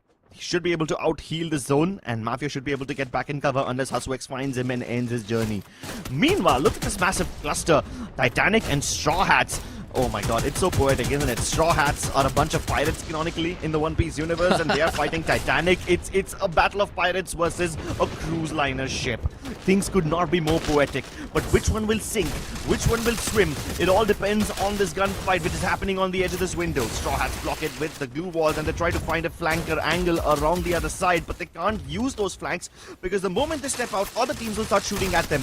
Extra with the Winchester lands an up-close shot onto Pur, and this should be the opening opening that they were looking for. Nil spraying Helter Skelter. Shocked is able to get down Atta, and Boom from a distance can only watch as his teammates die right in front of him, but maybe he can avenge them. Another shot onto Who, and he's able to get the avenge for his fallen teammates, but now he's getting targeted by Total Gaming. Aztec and Mafia both land right next to him, and Boom has to reprioritize his targets. Even Hasuex is right around the corner. 1v1v2. Hasuex takes a bunch of damage from Boom. The Riptide Rhythm use forces Hasuex into the open, but it's Boom who steals the elimination away, and Heimu finishes him off instead. The Titanic has sank, but have they crossed the line? This is something we'll have to wait and watch. Total Gaming on the other side. It's Mafia and Hashtag. We were speaking about this, right? You need to bring your sniper in the final circles, and that's what Hashtag has now done. He's got that deadly Groza X as well. And probably now they'll try to play it for the late games. I hope they have a great, launcher for themselves, a mini launcher, because now they'll have to fly inside the circle where Straw Hats are trying to restrict them, and it's the solo player Nil. They've got a recall tower. Hashtag, are you serious? Are you going to go in for a recall? That's what is he trying to do. No, he gets an angle. He puts down a player. It's a 2v3 situation, and NXT, they're busy taking down players. Yeah, they take down Dewa United. Horus. North is running for his life. The last member of Dewa United takes a bunch of damage. Wildfuck wants to end this spree right here and now. He wants to put the lobby leaders to rest. And now it's NXT who have the better chance of winning. 2 versus 3 against Total Gaming. This could be the second booyah that they've been looking for. They managed to get their first booyah by a stroke of luck. Now they want to prove that it wasn't luck. It was consistency. It was proper avenge. Wildfox gets that last shot. And NXT get yet another booyah. Absolutely, they're going to be happy with this performance, and they're walking into the grand finals with smiles on their face. Team NXT, the Joker has the last laugh. As Heimu, all he could do was see his teammates decimate the lobby, especially Wildfox in those final moments. Such a great job. And as says, here are some flaws to our opponents. And hopefully, we'll be able to see such good smiles in the grand finals as well. Woo. Let's take a look at that replay once again, ladies and gentlemen, because this was absolutely phenomenal. Aztec shoots down Nil, and that's the last member of Straw Hats taken down, which puts Total Gaming in a very convenient spot. Now NXT were busy fighting Dewa United in this corner. They chased down North to the bottom of that room, and when he's cornered over there, they put him down and under. And then they make sure that Total Gaming don't have any room to work with, corner them and corral them into this little house, and then they use their shotguns to perfection. What a game this has turned out to be. We expected some high action to take place, and we witnessed it. It was entertainment through in and throughout. It's NXT who walk away with the final booyah. And let me tell you this, with this team also has acquired 2 for themselves. There are several teams who have done this, but it's only Dewa United Horus who have got 3, and that's a big statement within itself. NXT, they do make big statements. 2 booyahs on a day where Dewa United Horus is also in the lobby, and wiping them to get the booyah, that's incredible. A series of amazing decisions taken by NXT which net them the booyah, but it's still Straw Hats who were on an elimination spree, getting 25 points in total with 18 eliminations. Now that's super impressive. iQOO Total Gaming and Dewa United Horus both tied up with 13 eliminations each, separated by only 1 placement point. And then you've got Expand, who also have a good amount of eliminations to their name, 15. And they're tied up with Titanic Esports. Very well distributed lobby over here in Next Era, because even up until the 9th spot, you've got teams hitting double-digit points. I mean, I had 3 names as my prediction, right? Team Hind, Straw Hats, and TG. I'm happy to see that all these 3 have got good eliminations under their name, because that is the kind of approach I was expecting from them.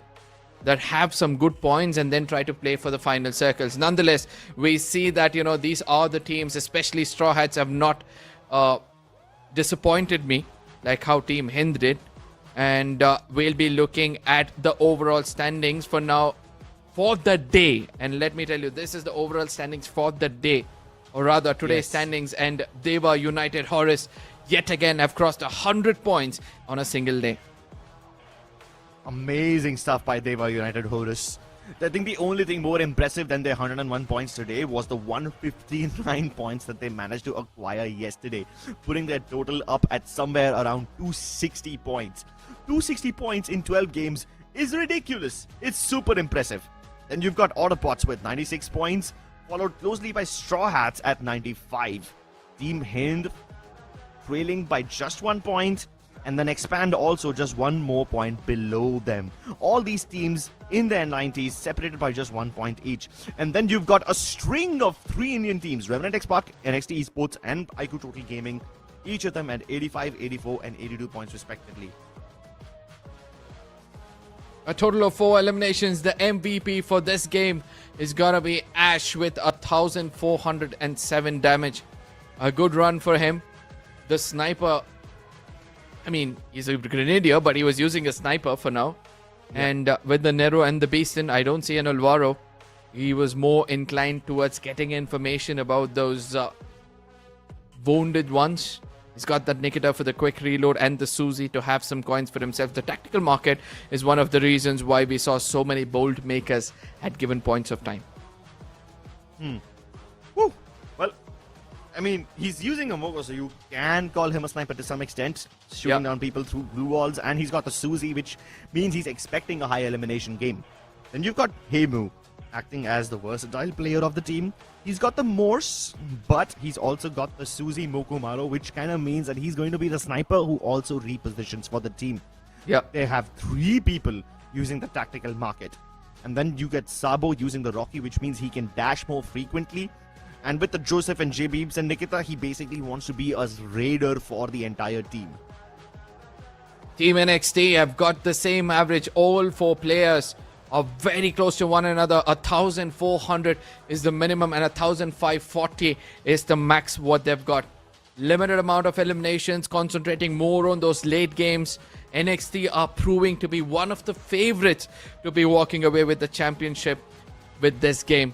3 eliminations coming in from Wild Fox, the final few coming in of Total Gaming. Sabo have come up with 2 and Hash comes up with 4 being the MVP. Woo! Yeah, it was a pretty impressive run from NXT. And now let's take a look at what the journey of NXT has been like in this entire game. Because their drop was rather uneventful, to say the least. You can see how NXT, they are moving around, but they're not actively getting themselves into very dangerous situations. They get to the center of the circle over here in Boxing Gym, and then they just keep shocked at bay. They keep Straw Hats at bay. You have Dewa United Esports who try to land on top of them. They fend them off, and they don't even bother what's happening on the other end of the circle until they have dealt with Dewa United Horus. Yep. Only several teams were looking forward for fights in every single circle. One amongst them has got to be Total Gaming. Apart from that, it was probably we can add Dewa in that list. But again, look at how NXT have been silent throughout the game. It's the 1st, 5th and the 6th circle where they got into fights, and they were clever enough to walk away with a minimum amount of points in when it comes to elimination and a lot more in placement points. A lot more indeed. And with this, NXT have really done well for themselves today. But now, I think the moment of reckoning is upon us, pun intended. I kind of feel like everything that we've been building up to leads to this moment. Today we will find out which will be the 12 teams that compete in the main event tomorrow. It's going to be super, super exciting, ladies and gentlemen, because Champion Rush condition will force all these teams to test their adaptability. Up until now, we've seen a bunch of consistency from these teams, and this consistency gets them a lot of points. It gets them to the top of the points table, but unfortunately, that is not enough to win tomorrow. Even if you end up on the top of the points table, you do not guarantee take away that trophy unless you can get the points quickly enough and then get the booyah as well. The Champion Rush format is super unforgiving. Yeah, but again, you know, in this Asia Invitational 2026 Spring, I'm able to see that there's a lot of teams who are known for targeting the others. They are able to go to the drop locations and then challenge those teams. So ultimately, once the champion rush is activated, I'm expecting teams to, challenge the ones on the top, slap the king so that the crown falls off and it becomes easier for the rest. But again, at the same time, we all know that there are several teams like Dewa, United, Horus, who have showcased their prowess so much that they're open for any kind of challenge at any given point of time in this tournament. Exactly, man. I mean, Dewa, United, Horus, I think they were just a little shy from breaking a new record, and whether or not they get the record, they definitely want the trophy. So let's see who their opponents will be, ladies and gentlemen. In just a matter of moments, we will have the overall standings up on your team, and these are the top 12 teams who will play in the grand finals tomorrow. Yep, ladies and gentlemen, that is where the Titanic was unable to cross the line, and the 12 teams on our screens, a huge congratulations to them. None taken away from the bottoms because they have showcased some really good talent out here. Extreme X have got 139, and that has been the cutoff for the day. Revenant XSpark with 154. Horus Esports, Hora Esports is going to get 157, and Godlike and Total Gaming. Look at this. The two of the extremes from the Indian region are sticking together in this points table, and I cannot expect a better storyline. 157 from Godlike and 160 from Total Gaming. And then you've got Team Akkee just 1 point ahead of them at 161. NXT Esports boosting themselves up to the 6th spot with that final booyah, getting 166 points in total. They're still quite far behind Straw Hats, who are sitting at 181. And Autobotz, even without a single booyah, are at 184 points. I hope to God that they fixed their no booyah problem, because in the champion rush condition, no matter how well they play, they will have a lot of trouble if they can't get that booyah. Expand also playing really well today. Getting a booyah in the second game was super helpful. 187 points for them. And then you've got Team Hind at 191. The champion of Today's Free Fire Max India Cup 2026 Spring, showing us how it's done in Free Fire Max Asia Invitational 2026 Spring. And then, last but not the least, sitting well above everybody else, untouchable, unfathomable by us regular mortals, is Dewa United Horus. Quite literally, the name of the Egyptian sky god suits them because they are just soaring so far above everybody else. Absolutely. Team Hind on the other side are still a big challenge for the rest of the lobby. At times we see them being aggressive. 133 points in elimination is no joke. But at the same time, if there is any other team which has impressed us the most in this tournament, and I feel they have a greater chance than everybody else in picking up the championship, is going to be Autobotz. 124 points in eliminations, and half of it is placement with 184 points. Whew. Yeah, that is super, super impressive. And I hope to see more from them tomorrow. But speaking of tomorrow, these will be the 12 teams that will be qualifying to the grand finals tomorrow, ladies and gentlemen. Dewa United Horus out here to set new records. Team Hind, they want to go from being the Indian champion to the Asian champion. Expand, looking to reclaim their glory. Autobotz proving that they want to be the most aggressive team in not just the country, but the whole continent. Straw Hats want to exact revenge for whatever happened to their other Bangladeshi teammates. They might have been able to win the Free Fire Bangladeshi Championship, but they now want to conquer the rest of Asia. NXT Esports missed out by the Indian Cup by just a narrow margin, but they want to aim for something bigger right now. Team Akkee, they might not be the strongest that Thailand has to offer, but they want to prove that Thailand as an overall region is super strong, because now they're the only Thai team left in this competition. And then you've got Total Gaming looking to reclaim their glory. Godlike Esports looking for their first trophy. You've got Hora Esports from Nepal as the only Nepalese representative. And then last but not the least, you've got Revenant XSpark and Extreme X.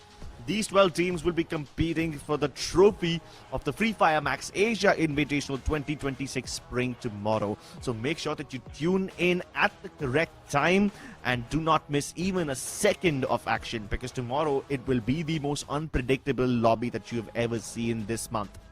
Absolutely, with 6 Indian teams out there in the lobby. I know the Indian fans are going to be jumping in joy for now, but they have a job in hand. They've not completed what they've started so far. That is becoming the champions in this Asia Invitational. And for the other regions as well, right? We have seen some phenomenal talents coming out. Nothing taken away from them. I hope to see a more chaotic lobby from tomorrow, making things much more interesting, because the Indians have a way of calling this lobby theirs by making sure that the Asian teams adapt to how they play.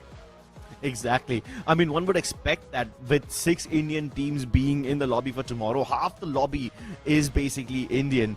But will that actually guarantee them a chance at the championship?